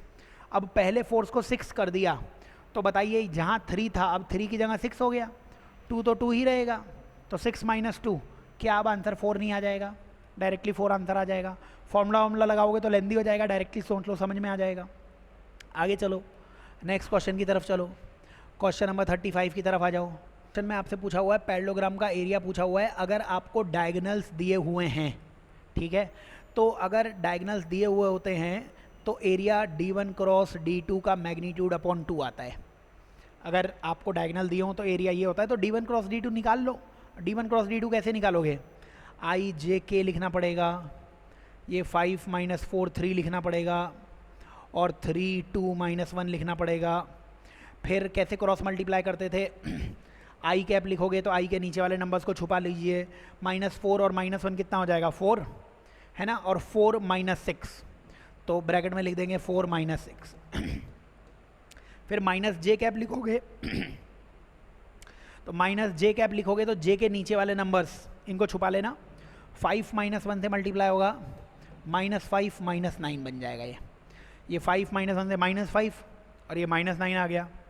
ऐसे ही प्लस के कैप बच्चों मल्टीप्लाई करोगे तो के निचे वाले नंबर्स को भूल जाना, ये 5 × 2 = 10 हो जाएगा, 10 - -12, तो 10 - -12 मतलब एक साथ मैंने 22 लिख दिया है ना, 5 को 2 से मल्टीप्लाई किया 10 और -12 यानी 22 आ गया। तो ये अपने पास आंसर आ जाएगा। क्या आंसर आ जाएगा, -2 आई कैप, 5 और 9 यानी +14 जे कैप और +22 के कैप। बच्चों इसको सॉल्व करना है, इसका मैग्नीट्यूड निकाल लेना, रूट के अंदर 2 का स्क्वायर कर लोगे 4 आ जाएगा, है ना, 14 का स्क्वायर 196 आ जाएगा, 22 का स्क्वायर 484 आ जाएगा। तो इनको ऐड करोगे तो ये कितना आ गया, 200 यानी 684 आ जाएगा। और 684 अगर आया है तो ये तो केवल मैग्नीट्यूड आया है d1 क्रॉस d2 का, इसे हाफ से डिवाइड करोगे तो ये आंसर है। हाफ का 2 अंदर चला जाएगा तो 4 हो जाएगा, √684 और अंदर 4 और आ गया। तो इसको सॉल्व करोगे तो 4 बन जा 4 और 28 4 7 जा 28, तो √171, 35 क्वेश्चन का आंसर फर्स्ट आ जाएगा। ठीक है, चलिए आगे चलते हैं, नेक्स्ट क्वेश्चन की तरफ चलते हैं। तो सेक्शन ए जिसमें 35 के 35 क्वेश्चन बच्चों कंपलसरी रहते हैं वो आपको बता दिए गए हैं। जो सेक्शन बी है वो भी 15 क्वेश्चंस देगा, जिसमें से जो 10 आए आप केवल वही 10 करके आइए, पहले 10 नहीं करने हैं। जो भी 10 आपको आते हो इन 15 में से वो कीजिए, चेक पहले 10 ही होंगे। आइए 36 क्वेश्चन में क्या चाहिए अपने को? 36 क्वेश्चन में चाहिए एक यूनिट वेक्टर जो ए और बी दोनों के परपेंडिकुलर हो। ए और बी के परपेंडिकुलर होता है बच्चों ए क्रॉस बी। तो ए क्रॉस बी निकालना है, पता होना चाहिए ए और बी के परपेंडिकुलर ए क्रॉस बी होता है। नहीं पता होगा तो नहीं निकाल पाओगे। ए क्रॉस बी अभी पिछले सवाल में भी निकाला था। आई जे के, ए को 2 3 1 लिख दिया और बी को 1 -1 1 लिख दिया। तो ए क्रॉस बी निकाल लो, कितना आएगा? आई कैप लिखोगे तो आई कैप लिखोगे तो 3 1 से मल्टीप्लाई हुआ 3 और -1 यानी 4 आ जाएगा। ठीक है ना, क्रॉस मल्टीप्लाई, आई के नीचे वाले नंबर्स को छुपा लीजिए। 3 को 1 से मल्टीप्लाई किया 3 और -1 तो 4 हो गया। ऐसे ही माइनस जे लिखोगे आप तो जे के नीचे वाले नंबर्स को छुपा लीजिए और आपको मिलेगा 2 -1 यानी 1 ही आ पाएगा। ऐसे के कैप लिखोगे तो के नीचे वाले नंबर्स को छुपा लीजिए। 2 को -1 से मल्टीप्लाई किया तो -2 इंटू -3 मतलब -2 और -3 -5 हो जाएगा। आंसर आ गया 4 आई कैप माइनस जे कैप -5 के कैप। 4 आई कैप माइनस जे कैप -5 के कैप। तो ये वेक्टर है, इसको इसके मैग्नीट्यूड से डिवाइड कर देना। मैग्नीट्यूड कितना हो जाएगा इसका? 16 + 1 + 25, क्योंकि 4 का स्क्वायर 16, 1 का स्क्वायर 1 और √25, ये कितना हो जाएगा? 26 और 6 32 42 √42 यानी सेकंड इस क्वेश्चन का आंसर आ जाएगा 1/√42 और ये वेक्टर है ही। ठीक है, आगे चलते हैं, नेक्स्ट क्वेश्चन की तरफ चलते हैं अपन। 37 क्वेश्चन पे आ जाओ। बताओ 37th क्वेश्चन में आपको बोला गया है v और t ग्राफ दिया हुआ है तो x और t ग्राफ चाहिए। बच्चों ये बताओ, यहाँ पे इस ग्राफ में अगर आप देखोगे तो इस पॉइंट पर वेलोसिटी 0 है और इस पॉइंट पर वेलोसिटी v है। मतलब पहले ग्राफ में वेलोसिटी बढ़ रही है और दूसरे ग्राफ में ये वेलोसिटी v है, ये वेलोसिटी 0 है, तो दूसरे ग्राफ में वेलोसिटी क्या हो रही है? कम हो रही है। अब ऐसा ग्राफ चुनना कि 0 से t तक तो वेलोसिटी बढ़े और t से 2t तक वेलोसिटी डिक्रीज हो जाए। आंसर आ जाएगा। देख लीजिए, ऑप्शंस एक एक करके चेक कर लेते हैं। अच्छा, अब ये फर्स्ट ऑप्शन तो गलत हो गया क्योंकि 0 से t तक वेलोसिटी बढ़नी चाहिए थी। बच्चों हम xt ग्राफ देख रहे हैं, x और t ग्राफ। xt ग्राफ का स्लोप वेलोसिटी होता है, यानी कि इसका स्लोप बढ़ते रहना चाहिए 0 से t तक, है ना। xt ग्राफ का स्लोप क्या होगा? वही वेलोसिटी होगी और वेलोसिटी हमने अभी अभी बताया आपको 0 से t तक बढ़ेगी।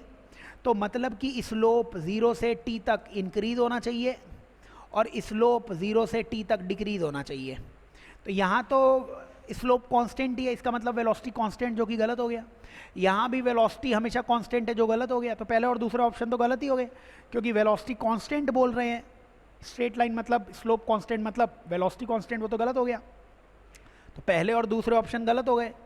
इसके आगे चलो आप, अगर इसी के आगे आप थर्ड और फोर्थ ऑप्शन देखते, बताइए थर्ड और फोर्थ ऑप्शन को अगर अपन चेक कर रहे हैं तो बताइए थर्ड और फोर्थ ऑप्शन में स्लोप, अब स्लोप कब बढ़ता है कब घटता है? बच्चों ऐसा कोई भी ग्राफ दिखे जिसमें आप एंटी क्लॉकवाइज घूम रहे हैं तो याद करना इसमें स्लोप बढ़ता है, एंटी क्लॉकवाइज घूमने में, है ना। ये मैंने इधर ऐसे एंटी क्लॉकवाइज घूमने में, अगर आप एंटी क्लॉकवाइज घूम रहे हो तो एंटी क्लॉकवाइज घूमने में हमेशा स्लोप बढ़ता है क्योंकि हॉरिजॉन्टल का स्लोप 0 होता है। तो 90 डिग्री पर जाओगे तो स्लोप इनफाइनाइट हो जाएगा। तो एंटी क्लॉकवाइज जब भी हम घूमते हैं तो स्लोप क्या होता है? बढ़ता है। क्लॉकवाइज जब भी हम घूमते हैं तो स्लोप घटता है। अब बताओ, अगर थर्ड आंसर होगा तो आप यहाँ से इधर गए, मतलब आप क्लॉकवाइज घूम रहे हो, और अगर आप क्लॉकवाइज घूम रहे हो तो क्लॉकवाइज घूमने का मतलब होता है बच्चों स्लोप डिक्रीज हो गया, वेलोसिटी कम हो गई। लेकिन 0 से t में तो वेलोसिटी बढ़नी चाहिए थी ना, तो गलत हो गया ये ऑप्शन भी। तो सही क्या आएगा? फोर्थ ही ऑप्शन आएगा। वो देख भी लो आप। बताओ, हम सबसे पहले यहाँ से इधर गए, क्या हम एंटी क्लॉकवाइज घूमे? हम कैसे पेन चला रहे हैं? एंटी क्लॉकवाइज ही तो चला रहे हैं। तो एंटी क्लॉकवाइज का मतलब वेलोसिटी बढ़ गई, वेलोसिटी बढ़ गई। फिर हमने क्लॉकवाइज पेन चलाया, क्लॉकवाइज, क्लॉकवाइज का मतलब वेलोसिटी घट गई। यही तो हमें चाहिए था, 0 से t तक वेलोसिटी बढ़नी चाहिए थी और t से 2t तक वेलोसिटी घटनी चाहिए थी। फोर्थ आंसर आ जाएगा। अच्छा सवाल है, स्लोप की ज्ञान होगा तभी हो पाएगा आपसे। आगे चलते हैं, नेक्स्ट क्वेश्चन की तरफ चलते हैं। क्वेश्चन नंबर 38 की तरफ आ जाते हैं। 38 ने बोला है ऑब्जेक्ट के लिए x दिया हुआ है 4t माइनस टी स्क्वायर, 0 से 3 सेकेंड तक कितनी डिस्टेंस चलेगा वो बताना है। पहले इसमें t 0 डालोगे तो x भी कितना आ जाएगा बच्चों, 0, t 0 डाला, x भी 0 आ गया। t को 3 डालिए, t को 3 डालेंगे तो कितना आएगा, ये 4 इंटू 3 माइनस 3 का स्क्वायर, 4 3 जा कितना होता है बच्चों 12, और 12 माइनस 9 कितना हो जाएगा 3, 12 माइनस 9 3, यानी शुरुआत में पार्टिकल 0 पे था, बाद में 3 पर था। ये देख लो कहीं टर्निंग तो नहीं हुई, इसकी वेलोसिटी निकाल लो, मतलब इसका डिफरेंशिएशन कर लो, तो वेलोसिटी कितनी हो जाएगी 4 माइनस 2t, वेलोसिटी 0 कर दो तो t की वैल्यू आ जाएगी 2। बच्चों 1D में इसमें लिखा होगा object move along x axis, मतलब ये 1D मोशन का सवाल है, पार्टिकल 1D में चल रहा है। याद रखना अगर पार्टिकल 1D में चलेगा तो जिस पॉइंट पे उसकी वेलोसिटी 0 होती है वहीं पर वो टर्न ले लेता है, वहीं पर वो घूम जाता है। बताइए t बराबर 2 सेकेंड पर पार्टिकल कहाँ पर होगा, t बराबर 2 सेकेंड पर पार्टिकल कहाँ पे होगा। अगर t की वैल्यू 2 आप यहाँ पे डालोगे तो 4 2 या कितना हो जाएगा 8 हो जाएगा, और माइनस 2 का स्क्वायर भी कितना हो जाएगा 4 हो जाएगा, 8 माइनस 4 यानी 4 ही आ जाएगा। तो अब आप इसका चित्र बनाओ, बताओ t बराबर 0 पे पार्टिकल कहाँ पे था, x बराबर 0 पे था, तो x बराबर 0 बना लिया।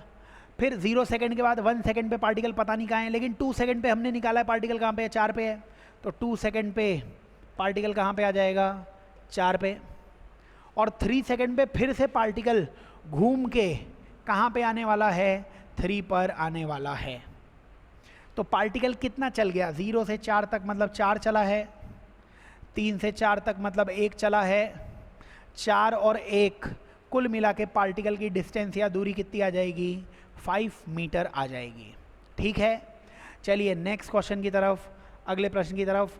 अच्छा सवाल है, 1D में जिस पॉइंट पे वेलोसिटी 0 होती है टर्निंग हो जाती है, जैसे हमने किसी बॉल को ऊपर फेंका, तो बॉल को ऊपर फेंकते हैं तो हाईएस्ट पॉइंट पे वेलोसिटी 0 होती है, उसी पॉइंट पे वो डायरेक्शन चेंज कर देगा। बस यही कॉन्सेप्ट है, ये पता होगा तो आंसर आ जाएगा। चलो नेक्स्ट क्वेश्चन की तरफ चलो, 39 क्वेश्चन की तरफ आ जाओ। 39 क्वेश्चन काफ़ी लोग गड़बड़ करके आए हैं, क्वेश्चन अच्छे से पढ़ लेना। A person takes t1 second on stationary escalator, एक चलने वाली सीढ़ियाँ हैं बच्चों, चलने वाली सीढ़ियाँ हैं। अब सीढ़ियाँ नहीं चल रही तो आदमी ही चल रहा होगा, तो Vm आदमी चल रहा है, t1 टाइम में ऊपर पहुँचता है, तो speed equals to distance upon time, speed equals to distance upon time आ जाएगा। इसके बाद पर्सन टेक्स t2 सेकेंड, अब दूसरा क्या बोला है, पर्सन को t2 समय लगता है मूविंग एस्केलेटर में, मतलब t2 समय लगता है मूविंग एस्केलेटर में टू कवर सेम डिस्टेंस, मतलब d डिस्टेंस कवर करने में बाय सेम वेलोसिटी। मतलब देखो आपने जब t1 टाइम लिखा तब पर्सन की कुछ स्पीड मानी होगी ना Vm, अब उसी स्पीड से विद सेम वेलोसिटी बोला है सेकंड स्टेटमेंट में, सेम वेलोसिटी है मतलब आदमी भी Vm से चल रहा है और एस्केलेटर भी चल रहा है, तो टाइम t2 दिया हुआ है ना। तो दूसरा आपको क्या बोला हुआ है कि एस्केलेटर वो चल रहा है, आदमी जो है वो भी चल रहा है, और अब टाइम कितना लगता है t2, तो अब इक्वेशन कितनी लगाओगे, speed equals to distance upon time, दोनों चल रहे हैं। सेकंड स्टेटमेंट ठीक से पढ़ लेना, मूविंग एस्केलेटर मतलब एस्केलेटर भी चल रहा है और मैन भी चल रहा है सेम वेलोसिटी से। अब तीसरे में क्या बोला है कि अब अगर पर्सन रेस्ट में है, आदमी रुका हुआ है, तो कितना टाइम में ऊपर पहुंचेगा। अब अगर आदमी रुका हुआ होगा तो थर्ड केस मैं ग्रीन पेन से बना लेता हूं, आदमी अगर रुका हुआ है बच्चों तो केवल एस्केलेटर चलेगा, तो स्पीड हो जाएगी VE और डिस्टेंस अपॉन टाइम की वैल्यू t है, यही t तुम्हें निकालना है। तो बस आंसर आ चुका है आपके पास, ये इक्वेशन लिखी है, Vm की वैल्यू लिख दो, Vm की वैल्यू कितनी आ जाएगी d/t1, Vm की वैल्यू कितनी आ जाएगी d/tm, VE की वैल्यू कितनी आ जाएगी d/t, और ये आ जाएगा d/t2। तो ये अपने पास सारे आंसर्स आ जाएंगे, सारे d से d कैंसिल कर लेना, तो आपके पास 1/t का आंसर आ जाएगा 1/t2 माइनस 1/t1, क्योंकि t1 उधर चला जाएगा, और यहाँ से तुम LCM लोगे तो t का आंसर मेरे को दिख रहा है t1 t2 upon t1 minus t2, t1 t2 T1 T2 upon T1 minus T2, third इसका आंसर आ जाएगा अपने पास। ठीक है, नॉर्मली जो क्वेश्चन पूछते हैं उससे थोड़ा सा हट के पूछा गया है, आंसर आ जाएगा 39 का। आगे चलिए नेक्स्ट क्वेश्चन पे चलिए, क्वेश्चन नंबर 40 पे आ जाइए। बताइए क्वेश्चन नंबर 40 में क्या बोला हुआ है अपने से, इक्वेशन ट्रेजेक्ट्री की दे रखी है y equals to 2x minus X square by 2। तो बच्चों इसमें आपसे पूछी हुई है मैक्सिमम हाइट। डायरेक्टली फॉर्मूला अगर याद होगा तो डायरेक्टली भी आंसर आ जाएगा, वरना एंगल वेंगल निकाल के तो निकाल ही सकते हो। तो ए स्क्वायर बाय 4b होता है डायरेक्टली फॉर्मूला, अगर आपको पता हो तो ए स्क्वायर बाय 4b। अगर ऐसी कोई भी इक्वेशन होती है a x minus b x square, तो हाइट का फॉर्मूला होता है बच्चों, मैक्सिमम हाइट का formula a square by 4b के बराबर। मैक्सिमम हाइट का फॉर्मूला ए क्या आ जाएगा, जो एक्स के साथ लिखा हुआ है, एक्स के साथ 2 लिखा हुआ है तो 2 आ जाएगा, अपॉन है ना 2 का स्क्वायर, ए स्क्वायर अपॉन 4। बी की जगह क्या आ जाएगा, बी की जगह यहाँ पे लिखा हुआ है 1/2 बच्चों, एक्स स्क्वायर के साथ तो 1/2 आ जाएगा। तो 2 से इसको कैंसिल करोगे 2 आ गया, 2 से 2 को कैंसिल किया, आंसर भी कितना आ जाएगा 2। तो 40th क्वेश्चन का अगर आप आंसर ठीक से देखोगे तो 40th का आंसर थर्ड आ जाएगा। अगर फॉर्मूला पता है तो, नहीं पता होगा तो कैलकुलेशन बढ़ जाएगी। अभी ये मानते हुए बता भी दिया है, a x minus b x square में एक्स के साथ वाला नंबर ए होता है, एक्स स्क्वायर के साथ वाला नंबर बी होता है। पता हो तो मैक्सिमम हाइट का डायरेक्टली फॉर्मूला आ जाएगा। आगे चलते हैं नेक्स्ट क्वेश्चन की तरफ, 41 क्वेश्चन की तरफ आ जाते हैं। 41 क्वेश्चन में बोला हुआ है कि water current in a river from east to west, तो NWSE, तो ईस्ट से वेस्ट की तरफ 4 मीटर पर सेकेंड, ऐसे 4 मीटर पर सेकेंड से जो पानी है, वाटर है, वो फ्लो हो रहा है। बोट 10 मीटर पर सेकेंड से south bank to north bank, है ना, तो बोट इधर जाती है 10 मीटर पर सेकेंड से, बोट इधर जा रही है 10 मीटर पर सेकेंड से। If boat started at 30 degree with the current, अच्छा बोट अब ऐसे स्टार्ट नहीं होती है, बोट स्टार्ट होती है 30 डिग्री विद द फ्लो। तो जो बोट है वो ऐसे जाएगी बच्चों, फ्लो के साथ कितना एंगल दिया हुआ है, 30 डिग्री एंगल दिया हुआ है, 10 मीटर पर सेकेंड से जा रही है वो। ठीक है, तो द ड्रिफ्ट पूछा है आपसे 40 मीटर क्रॉस करने में कितना लगेगा। इस 10 का इधर कंपोनेंट ले लो, 10 का इधर कंपोनेंट कितना आ जाएगा, 10 cos 30, और cos 30 की वैल्यू कितनी आ जाएगी बच्चों, √3/2, यानी ये आ जाएगा 5√3। ठीक है, 5√3 की एग्जैक्ट वैल्यू 5 इंटू 1.732 ले सकते हैं, मल्टीप्लाई करने में कितना आएगा, 1.73 इंटू 5 करोगे, 5 3 जा 15, 5 7 जा 35, 36, 5 1 जा 5 6 7 8, तो 8.6 के लगभग आ जाएगा, है ना। तो इधर 8.6 है ही, और इधर कंपोनेंट अगर आप बोट का देखोगे तो 10 sin 30 आना चाहिए था, 10 sin 30। अब sin 30 हाफ होता है तो ये 5 आ जाएगा बच्चों, ये डायरेक्शन में 5 आ जाएगी। तो अभी ये मैं हटाता हूँ, लेकिन आप ध्यान दें, अच्छा यह हटाता नहीं हूँ, आपने नहीं देख पाए हो, तो कुल मिला के ऐसा हो रहा है यहाँ पे कि इस डायरेक्शन में, इस y डायरेक्शन में बोट की स्पीड 5 है, और ये जो अपने पास विथ दे रखी है 40 मीटर दे रखी है। तो बताइए कितने टाइम में क्रॉस कर जाएगा ये, इसे कितने टाइम में क्रॉस कर जाएगा, speed equals to distance upon time. इस डायरेक्शन में स्पीड कितनी थी 5, ये निकाली हमने 5, और विथ कितनी दे रखी है 40 दे रखी है, तो टाइम कितना आ जाएगा 8 सेकेंड। 8 सेकेंड में ये इसको क्या कर जाएगा, क्रॉस कर जाएगा। 8 सेकेंड में क्रॉस कर गया तो 8 सेकेंड में ड्रिफ्ट आएगा। अब ड्रिफ्ट के लिए एक्स डायरेक्शन में देखो, इस एक्स डायरेक्शन में एक वेलोसिटी ये 4 भी है, और एक वेलोसिटी हमने 8.6 भी निकाली हुई है, तो 4 और 8.6 कितनी हो जाएगी 12.6। तो इस डायरेक्शन में स्पीड है 12.6, और 8 सेकंड में आप कितना चल पाओगे यूटी, तो u इंटू 8, यही ड्रिफ्ट आएगा, है ना। तो बिल्कुल आसानी से क्वेश्चन हो जाएगा। आप एक पहले इस डायरेक्शन में क्रॉसिंग की डायरेक्शन से टाइम निकाल लो, उतने ही टाइम में आप कितना आगे आ गए हो। आगे आने के लिए रिवर भी धक्का दे रहा है और आप भी इधर चल रहे हो, दोनों को ऐड कर देना, तो 12 8 या 96 होता है, 96 से थोड़ा सा बड़ा आंसर 100 आंसर आ जाएगा बच्चों, थर्ड आंसर आ जाएगा। ठीक है, तो आगे चलते हैं नेक्स्ट क्वेश्चन की तरफ, 42 क्वेश्चन की तरफ चलते हैं। 42 क्वेश्चन बच्चों बहुत ही स्टैंडर्ड सा क्वेश्चन है 42 क्वेश्चन, लेकिन थोड़ा सा इसे अच्छा बना दिया गया है।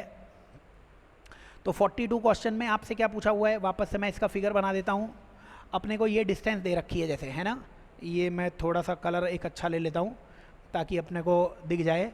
तो ये अपने को डिस्टेंस दे रखी है, ये डिस्टेंस दे रखी है 50 मीटर, ठीक है। और ये डिस्टेंस कितनी दे रखी है, 30 मीटर। और यहाँ पे आपको एक वेलोसिटी दे रखी थी बच्चों, इधर से पार्टिकल आता है 4 metre per second, 4 metre per second इधर, और इधर से 3 मीटर पर सेकेंड से किधर जा रहा है, 3 मीटर पर सेकेंड से ऊपर की तरफ जा रहा है, ठीक है। अब आपको इसमें निकालना है क्लोजेस्ट डिस्टेंस। क्लोजेस्ट डिस्टेंस का मतलब होता है बच्चों, किसी एक की वेलोसिटी 0 कर दीजिए, तो आप क्या कीजिए, इसमें 4 मीटर पर सेकेंड इधर ऐड कर दीजिए, और इसमें भी इधर 4 मीटर पर सेकेंड ऐड कर दीजिए। इससे हम नया चित्र बना लेते हैं। ये वाला पार्टिकल ए तो रुक गया, 4 और 4 स्टॉप हो गया, तो ए पार्टिकल तो स्टॉप हो जाएगा। डिस्टेंस इसकी 50 मीटर है ही बच्चों, वो 50 मीटर रहेगी ही। लेकिन आप अगर ध्यान से देखेंगे तो आपको अब समझ में आना चाहिए कि ये इधर इसकी स्पीड थी 3 और इधर थी 4, 3 और 4, इसका मतलब आपको समझ में आना चाहिए। ये मैं इधर हटा देता हूँ, ये 3 स्पीड दी हुई है, ठीक है ना। इसकी स्पीड इधर कितनी दी हुई है, 3 मीटर पर सेकेंड। तो 3 और 4 का रिजल्टेंट या परिणामी 5 आ जाएगा बीच में, ठीक है। तो ये अब आ जाएगी 5 मीटर पर सेकेंड।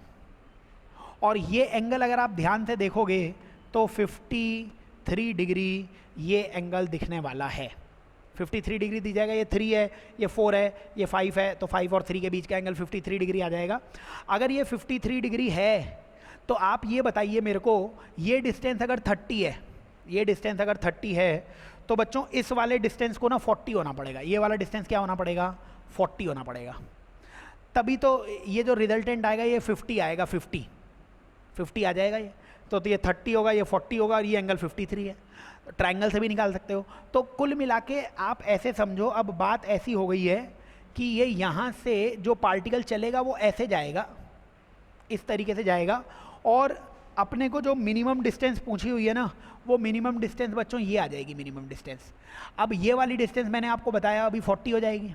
अब ट्रायंगल ये 53 डिग्री है, साइन 53, टेन 53, कुछ भी लगा दो, ये समझ में आ जाएगा 40 है। मैं तो डायरेक्टली कैसे बोल रहा हूँ कि सर अगर ये 30 है, ये 40 है, तो तभी तो ये 50 का रिजल्टेंट आना चाहिए था।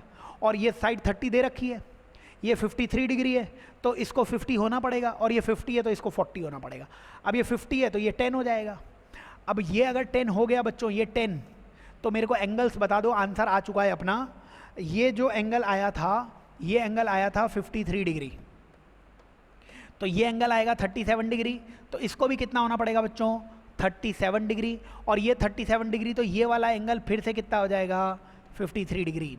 और ये अगर 53 डिग्री है तो 10 का ये वाला कंपोनेंट आएगा 10 cos 53, यही हमारा मिनिमम डिस्टेंस आ चुका है।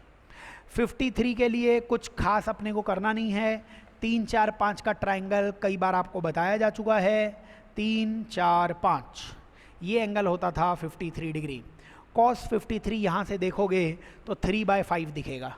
cos 53 3/5 होगा, तो 10 × 3/5, 5 से 2, 2 3 जा 6 मीटर इसका आंसर आ जाएगा। अच्छा सवाल है, कंपोनेंट्स लीजिए, कई बार बताया भी जा चुका है, आ जाएगा समझ में। आगे चलिए, नेक्स्ट क्वेश्चन की तरफ चलिए। 43 क्वेश्चन की तरफ आइए। 43 क्वेश्चन में क्या बोला हुआ है, 43 क्वेश्चन में बोला हुआ है कि a body throws a ball, अब बॉडी नहीं, अब बॉय होना चाहिए था, ठीक है। एक बॉय ने बॉल को थ्रो किया है, उसकी स्पीड कितनी है, 20 मीटर पर सेकेंड, और विंड चल रही है हॉरिजॉन्टल में। कितने एंगल थीटा पे पहुँचे, मतलब फेंके कि बॉल वापस से हाथ में आ जाए। अच्छा ये बताओ बच्चों कि नॉर्मली हॉरिजॉन्टल में तो प्रोजेक्टाइल मोशन में कोई एक्सेलरेशन होता नहीं है, इसीलिए रेंज का फॉर्मूला आ जाता है ux × t, है ना। t का फॉर्मूला 2uy/g, तो यही आंसर आ जाता था। ये ना सेकंड इक्वेशन ऑफ मोशन है, s = ut + ½ लेकिन x डायरेक्शन में कोई एक्सेलरेशन होता नहीं था, तो ½ वाली टर्म 0 हो जाती थी। तो मैं वापस से इक्वेशन लिख के बता देता हूँ। देखो कि वैसे तो x डायरेक्शन में इक्वेशन हमने लगाई, s = ut + ½ AT², लेकिन नॉर्मली एक्स डायरेक्शन में कोई भी एक्सेलरेशन होता नहीं था, तो ये ए एक्स वाली टर्म ज़ीरो हो जाती थी और हमारे पास रेंज कितनी आ जाती थी, यू एक्स इंटू टी। लेकिन इस क्वेश्चन में एक्स डायरेक्शन में एक्सेलरेशन है, इसीलिए ये इक्वेशन लगाओगे आंसर आ जाएगा। तुमने बॉल को फेंका, बॉल वापस से तुम्हारे पास आ गई, इसका मतलब रेंज की वैल्यू तो ज़ीरो हो गई, रेंज की वैल्यू ज़ीरो हो गई। You x into T, you x का फॉर्मूला कितना आ जाएगा, यू एक्स आ जाएगा हमारे पास 20 cos थीटा इंटू टी, है ना, क्योंकि 20 पे फेंका है और थीटा एंगल कहाँ से दिया है ये भी देख लो। अच्छा कॉस नहीं आएगा इसीलिए क्योंकि 20 ये दिया हुआ है और ये एंगल थीटा है, तो 20 का ऊपर वाला कंपोनेंट आएगा 20 साइन थीटा, हॉरिजॉन्टल बच्चों आ जाएगा, मतलब 20 cos थीटा ऊपर आएगा और इधर कौन सा कंपोनेंट आएगा 20 साइन थीटा, है ना, क्योंकि थीटा उन्होंने बना रखा है, तो थीटा जो भी बना रखा है उस हिसाब से यहाँ पे तुम्हें इस बार क्या लिखना पड़ेगा 20 साइन थीटा। ये हमने क्या लिखा है यू एक्स इंटू टी। बच्चों आपने वेलोसिटी का एक्स कंपोनेंट तो इधर किया, बट एक्सेलरेशन अपोजिट डायरेक्शन में था, है ना, क्योंकि विंड इधर चला रखी है, तो ए की वैल्यू -4 लिखनी पड़ेगी। इसका मतलब हाफ ए की जगह -4 इंटू टी स्क्वायर। तो यहाँ से बड़ी आसानी से तुम थीटा निकाल पाओगे। टी कैसे निकालोगे, टी का फॉर्मूला होता था, है ना, टी का फॉर्मूला होता था 2u/g। टाइम ऑफ फ्लाइट का फॉर्मूला कितना होता था 2u/g। तो टी की जगह लिख दिया 2u/, बताओ y डायरेक्शन में कंपोनेंट कितना होगा, ये 20 है, 20 का ये थीटा है तो 20 cos theta, 2 into 20 cos theta upon g. G मतलब ज़ीरो से एक ज़ीरो कैंसिल हो जाएगा। बच्चों टी की वैल्यू 4 cos थीटा है, टी की वैल्यू यहाँ से कितनी दिख रही है 4 cos थीटा। देखो सॉल्व कर लो, अब कुछ खास बात है नहीं, मैं दूसरा पेन एक ले लेता हूँ। बताओ एक ये टी से ये टी कैंसिल हो जाएगा, दोनों इधर ज़ीरो में चले जाएंगे। एक ये 2 से ये 2 आ जाएगा इधर, ये -2t है, -2t दूसरी तरफ आ गया, -2t दूसरी तरफ आ गया, तो क्या बाकी रहा 2t बराबर 20 sine theta, 20 sine theta, 2t बराबर 20 साइन थीटा आ जाएगा। बताओ बच्चों 2 से ये 2 कैंसिल हो जाएगा, तो t की वैल्यू आ जाएगी 10 साइन थीटा के बराबर। क्या तुम्हारे पास t की वैल्यू थी, t की वैल्यू 4 cos थीटा थी, तो t की जगह 4 cos थीटा अगर मैं लिखता तो क्या बन जाता, बस t की जगह इसी को मैंने 4 cos थीटा के बराबर कर लिया। अब ये बताओ cos नीचे चला जाएगा तो sin बाय cos कितना आ जाएगा, tan थीटा। tan थीटा की वैल्यू 0.4 दिख रही है क्योंकि 10 नीचे आ जाएगा, tan थीटा 0.4 मतलब फोर्थ इस क्वेश्चन का आंसर आ जाएगा, tan इनवर्स 0.4। ठीक है आगे चलते हैं, तो जो जो चेंजेस हो सकते हैं क्वेश्चन में वो बताए हुए हैं आपको। नेक्स्ट क्वेश्चन में चलो, 43 क्वेश्चन के आगे 44 क्वेश्चन में चलो। 44 क्वेश्चन में तुमसे क्या बोला हुआ है, वेलोसिटी दी हुई है तुम्हें 3i cap plus 60j cap. तो बताओ क्या इसमें x डायरेक्शन की वेलोसिटी 3 बोली जा सकती है, x डायरेक्शन की वेलोसिटी 3 बिल्कुल है। x डायरेक्शन की वेलोसिटी को dx/dt की वैल्यू 3 मान लो और dx की वैल्यू 3dt मान लो। इंटीग्रेशन करोगे तो x की वैल्यू मेरे को दिख रही है 3t के बराबर, x की वैल्यू कितनी आ जाएगी 3t के बराबर। अच्छा y डायरेक्शन की स्पीड 60 दे रखी है, क्योंकि y डायरेक्शन जो j में लिखा हुआ है उसकी स्पीड 60 आ जाएगी, तो y डायरेक्शन की स्पीड मतलब dy/dt वो 60 आ जाएगा। यहाँ से इंटीग्रेशन करोगे तो dy का इंटीग्रेशन y और 6t²/2, यानी y की वैल्यू आ जाएगी बच्चों 3t² के बराबर, और y की वैल्यू अगर 3t² के बराबर है तो y आ जाएगा 3 इंटू t²। t की वैल्यू बच्चों यहाँ से x/3 आ सकती है, तो t की वैल्यू अगर तुम x/3 रखोगे तो ये आंसर आ गया। तो y की वैल्यू आ जाएगी x²/3, y की वैल्यू आ जाएगी x²/3, है ना, नीचे 9 आएगा ऊपर 3 आएगा। तो 44th क्वेश्चन का ध्यान से देखने पर आंसर आपको फर्स्ट दिखने वाला है। ठीक है आओ नेक्स्ट क्वेश्चन की तरफ चलते हैं, अगले क्वेश्चन की तरफ चलते हैं। तो बच्चों ये जो भी टेस्ट हो रहे हैं इनको आप बहुत अच्छे से देख लो और क्वेश्चन सॉल्व कर लो। जितने तरीके के क्वेश्चन आने की संभावनाएं हैं वो सारा क्वेश्चन दिया गया है। जैसे आप नेक्स्ट 45th क्वेश्चन देखोगे तो 45th क्वेश्चन में आपको डायमेंशन दिखेगा, उसके क्वेश्चन अपन सॉल्व कर लेते हैं।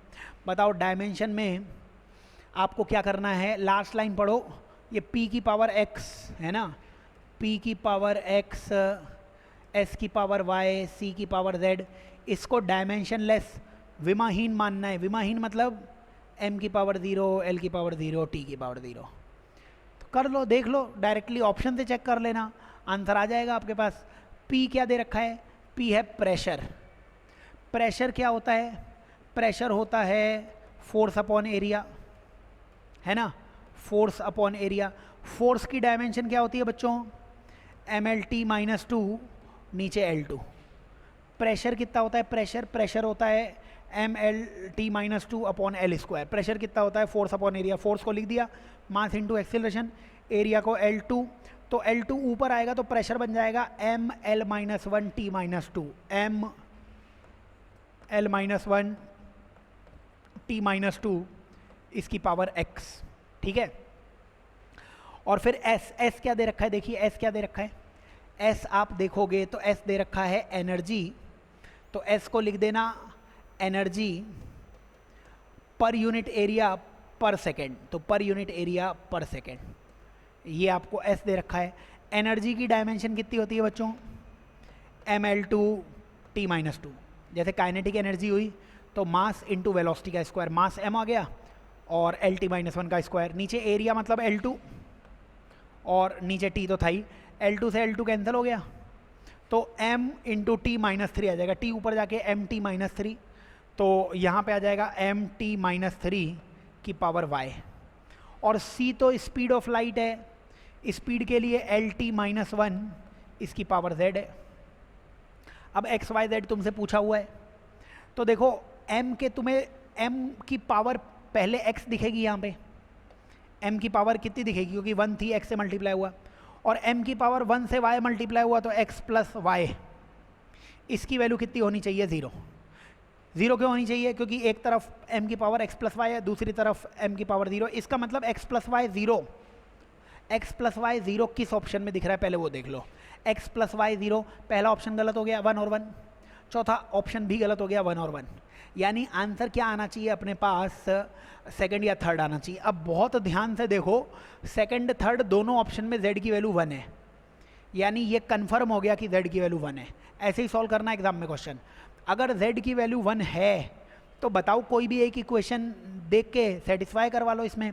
जैसे कि z की वैल्यू तो 1 हो ही गई है ना, तो z की वैल्यू 1, यहाँ से z हटा ही दो आप, ये z हटा के यहाँ पे क्या है? कुछ भी नहीं है, इसकी पावर 1 ही है। तो आप किसी भी और की पावर, जैसे t की पावर कंपेयर कर लो, t की पावर दोनों तरफ 0 होनी चाहिए ना। बताओ t की पावर यहाँ पे कितनी है? माइनस 2x, t की पावर यहाँ पे कितनी है? माइनस 2x, ठीक है। और t की पावर यहाँ पे कितनी है? माइनस 3y, t की पावर यहाँ पे कितनी है? Minus 3y। तो t की पावर यहाँ पे कितनी है? माइनस 2x, t की पावर यहाँ कितनी है? Minus 3y। अच्छा t की पावर यहाँ भी है माइनस 1, वो सब मिलके कितना होना चाहिए? 0। लेंथ की पावर देखते तो लेंथ कितना है? माइनस x, लेंथ की पावर कितनी दिख रही है? माइनस x, और लेंथ की पावर यहाँ दिख रही है प्लस 1 बराबर 0, तो यहाँ से x की वैल्यू 1 आ जाएगी, और x की वैल्यू 1 आ गई तो y की वैल्यू माइनस 1 आ जाएगी। x की वैल्यू 1, y की वैल्यू माइनस 1, यानी थर्ड आंसर आ जाएगा। तो आप ऑप्शन से चेक करो, ऐसे क्वेश्चन ऑप्शन से करने में बहुत आसान रहते हैं, आंसर आ जाएगा, ठीक है। चलो नेक्स्ट क्वेश्चन की तरफ चलते हैं, अगले प्रश्न की तरफ चलते हैं। 46 क्वेश्चन की तरफ आ गए। 46 क्वेश्चन में पूछा है एवरेज एक्सेलरेशन। बच्चों एवरेज एक्सेलरेशन का फॉर्मूला होता है v final minus v initial upon t। अब 1 सेकंड से 7 सेकंड के बीच में टाइम तो 6 हो जाएगा, टाइम की वैल्यू 6 हो जाएगी। 1 सेकंड पर स्पीड कितनी आएगी? तो ये बताओ, 2 सेकंड पे स्पीड 20 है तो 1 सेकंड पे स्पीड 10 ही होएगी, स्ट्रेट लाइन है ना, तो 1 सेकंड पे स्पीड 10 होएगी, तो इनिशियल स्पीड तो कितनी आ जाएगी? 10। 7 सेकंड पे स्पीड कितनी होगी? अब स्ट्रेट लाइन आप सोचते चलो कि 8 सेकंड पे स्पीड कितनी है? 30। 8 सेकंड पे 30 है तो 7 सेकंड पे 25 ही रही होगी, तो 7 सेकंड पे 25 रही होगी तो v फाइनल 25 आ जाएगा। आंसर आ गया 25 माइनस 10 अपॉन 6, यानी 15 अपॉन 6। 15 अपॉन 6 कितना हो जाएगा? 2.5 हो जाएगा। 2.5 मतलब 46 का अगर आप आंसर देखोगे तो 46 का आंसर तुम्हें 4th दिख जाएगा, ठीक है। आसानी से हो जाएंगे, फॉर्मूले लगाओ। नेक्स्ट क्वेश्चन में चलो, 47th क्वेश्चन में आ जाओ। 47th क्वेश्चन में बोला हुआ है balloon is initially at rest. तो नीचे बलून एक है वो रेस्ट पर है, ऊपर जाता है वो किस एक्सेलरेशन से, 2 मीटर पर सेकेंड स्क्वायर से वो ऊपर जाता है। 4 सेकेंड के बाद, तो यहाँ से 4 सेकेंड के बाद एक स्टोन को ड्रॉप किया गया है। इन 1 second of time after the drop stone कितना चलेगा। अब ये बताओ बच्चों, कांस्टेंट वेलोसिटी से मतलब कांस्टेंट एक्सेलरेशन से अगर आप ऊपर जा रहे हो तो v बराबर u प्लस ए टी, क्योंकि कांस्टेंट एक्सेलरेशन से ऊपर जा रहे हो तो फाइनल वेलोसिटी आपकी कितनी हो जाएगी, 8 हो जाएगी, है ना, v बराबर u प्लस ए टी। तो 4 सेकेंड बाद जिस बॉल को फेंका है उसकी वेलोसिटी कितनी हो जाएगी, 8 मीटर पर सेकेंड हो जाएगी। तो कुल मिला के क्वेश्चन ये हो गया कि 8 मीटर पर सेकेंड से हमने किसी को फेंका है, बताइए 1 सेकेंड में वो कितना डिस्टेंस चलेगा, 1 सेकेंड में, है ना। बताओ ये ऊपर जाएगा, ऊपर जाके नीचे आएगा, केवल ऊपर जाने का टाइम कितना होता है, u बाई जी, केवल ऊपर जाने का टाइम कितना होता है, u बाई जी। u की वैल्यू 8, g की वैल्यू 10, तो केवल ऊपर जाने का टाइम कितना होगा, 0.8। तो 0.8 सेकेंड तो ऊपर जाएगा और 0.2 सेकेंड नीचे आएगा।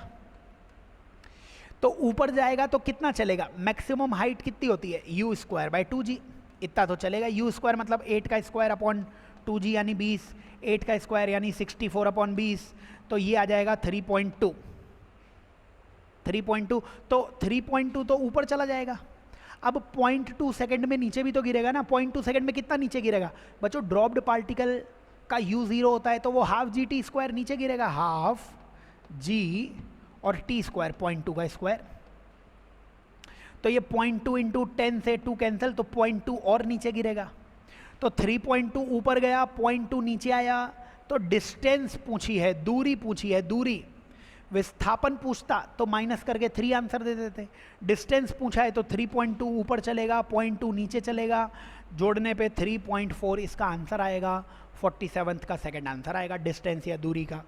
आगे चलिए नेक्स्ट क्वेश्चन में चलिए, 48th नंबर के क्वेश्चन पे आ जाइए। 48 नंबर के क्वेश्चन में आपको बोला गया है body is thrown upwards from the roof of a building 35 metre height. देखिए 35 मीटर हाइट पर एक बॉल ली गई, इस बॉल को ऊपर फेंका गया है 30 मीटर पर सेकेंड से। नीचे गिरने में कितना टाइम लगेगा, अरे बड़ी आसानी से आ जाएगा। बताओ आप मेरे को कि केवल ऊपर जाने में टाइम कितना लगेगा, u बाई जी। केवल ऊपर जाने का टाइम कितना होता है, u बाई जी, यानी 3 सेकेंड। तो यहाँ से यहाँ तक का आंसर कितना आ जाएगा, 3 सेकेंड। 3 सेकेंड। बताइए maximum height u square by 2g होती थी क्या, तो u स्क्वायर कितना आ जाएगा, 30 का स्क्वायर, 2g कितना हो जाएगा 20, 0 से 0 कैंसिल, 90 बाई 2 कितना हो जाएगा 45। यानी कि आप ये बताओ मैक्सिमम हाइट पर ये जाने के लिए और कितना चलेगा, 45 और चलेगा। तो अब ये बताओ मेरे को कि केवल नीचे गिरने का टाइम, ड्रॉप्ड पार्टिकल का टाइम √2h बाई जी होता था कि नहीं होता था, तो √2h हाइट कितनी आ जाएगी 35 प्लस 45। 35 प्लस 45 कितना हो जाएगा बच्चों, 35 प्लस 45 कितना हो जाएगा बच्चों, 80 हो जाएगा। तो 80 और g की वैल्यू 10, 0 से 0 कैंसिल, √16 मतलब 4 बाहर आ जाएगा। यानी कि 4 सेकंड में नीचे गिर जाएगा, 3 सेकंड में ऊपर जाएगा, 4 सेकंड में नीचे गिर जाएगा, 3 और 4 7 सेकंड आंसर आ जाएगा। इसमें तुम इक्वेशन ऑफ मोशन भी लगा सकते हो, बट ये चीज़ें ज़्यादा आसान पड़ती हैं, है ना। आगे चलिए नेक्स्ट क्वेश्चन की तरफ चलिए, 49th क्वेश्चन पे आ जाइए। 49th क्वेश्चन में आपसे क्या बोला हुआ है, आराम से पढ़ लो। सेक्शन बी में आपको क्वेश्चन दिए जाते हैं 15। मैं फिर से बोल दूं क्योंकि कुछ बच्चे बोलते हैं कि सेक्शन बी में सर पहले 10 ही करने हैं क्या, अरे करने कोई भी 10 है लेकिन चेक पहले 10 होंगे सेक्शन बी। तो अपन 49th 50th क्वेश्चन कर रहे हैं सेक्शन बी का। कोशिश कीजिए कि सारे के सारे सवाल तुमसे भी सॉल्व हो पाएँ, है ना, क्योंकि पता नहीं कौन सा सवाल नीट में आ जाए। बताइए क्वेश्चन ने क्या बोल रखा है, v बराबर √4x is at x equal to 0, then velocity and acceleration at 2 second. 2 second पे वेलोसिटी कितनी होगी, तो 2 सेकेंड पे वेलोसिटी आप निकाल सकते हो, रिलेशन दिया हुआ है तो v को आप लिख लो dx बाई dt, ये √4x दिया हुआ है। तो बताइए dx की वैल्यू कितनी आ जाएगी 2√x बराबर dt। इंटीग्रेशन करना पड़ेगा, है ना। √4x को नीचे लाया मैं, तो √4 में 2 बाहर निकाल लिया। बच्चों आपको पता है √x का डिफरेंशिएशन 1/2√x होता है। √x का डिफरेंशिएशन 1/2√x है, तो 1/2√x का इंटीग्रेशन √x होगा। तो ये √x इक्वल्स टू t आ जाएगा, या x equals to t square. बच्चों ये आ गया x equals to t square. तो यहाँ से डिफरेंशिएशन करोगे तो वेलोसिटी 2t आ जाएगी, फिर डिफरेंशिएशन करोगे तो एक्सेलरेशन 2 आ जाएगा। टाइम की वैल्यू 2 सेकंड दे रखी है, तो t की वैल्यू यहाँ 2 डालोगे तो वेलोसिटी 4 आ जाएगी और एक्सेलरेशन 2 आ जाएगा। Velocity 4 acceleration 2, velocity 4 acceleration 2, fourth answer आ जाएगा 49th का। ठीक है, आओ लास्ट क्वेश्चन देखते हैं, 50th नंबर का क्वेश्चन देखते हैं। 50th नंबर के क्वेश्चन में क्या बोला हुआ है कि बॉल को प्रोजेक्ट करते हैं 45 डिग्री पर, बॉल को प्रोजेक्ट करते हैं 45 डिग्री पर from a point 10 metre away. एक यहाँ पे ना एक दीवार है, उससे 10 मीटर की दूरी से फेंकते हैं। ये बॉल इसको टच करके आगे जाती है और कितना आगे गिरती है, 40 मीटर आगे गिरती है। इसकी हाइट बतानी है अपने को। बच्चों कोई ऐसी इक्वेशन सोचो जिसमें टाइम नहीं आता हो, क्योंकि इस क्वेश्चन में टाइम तो है नहीं। तो पथ का समीकरण y बराबर x tan theta 1 - x/r, equation of trajectory लगा दो, आंसर आ गया। इस पॉइंट के लिए लगा रहा हूं मैं, जिस पॉइंट से फेंकते हैं वही पॉइंट 0,0 होता है बच्चों। तो इस पॉइंट के लिए y कितना हो जाएगा, y h हो जाएगा, और इस पॉइंट के लिए x कितना आ जाएगा, 10 आ जाएगा। तो y तो तुम्हें चाहिए, x की वैल्यू है 10 और tan 45 डिग्री, 1 - x की वैल्यू 10 है बच्चों, रेंज 50 आ जाएगी। रेंज कितनी आ जाएगी, ये 10 और 40, 50 आ जाएगी। आंसर आ गया, h की वैल्यू आ गई 10, 10 45 तो 1 हो जाएगा, और 1 - 1/5 वो होता है 4/5। 5 से ये 2, 2 4 जा 8, 8 मीटर सेकेंड इस क्वेश्चन का आंसर आ जाएगा। तो बच्चों पेपर का डिस्कशन कंप्लीट है, लगे रहिए, सॉल्यूशन सभी के आएंगे। Best of luck for your future.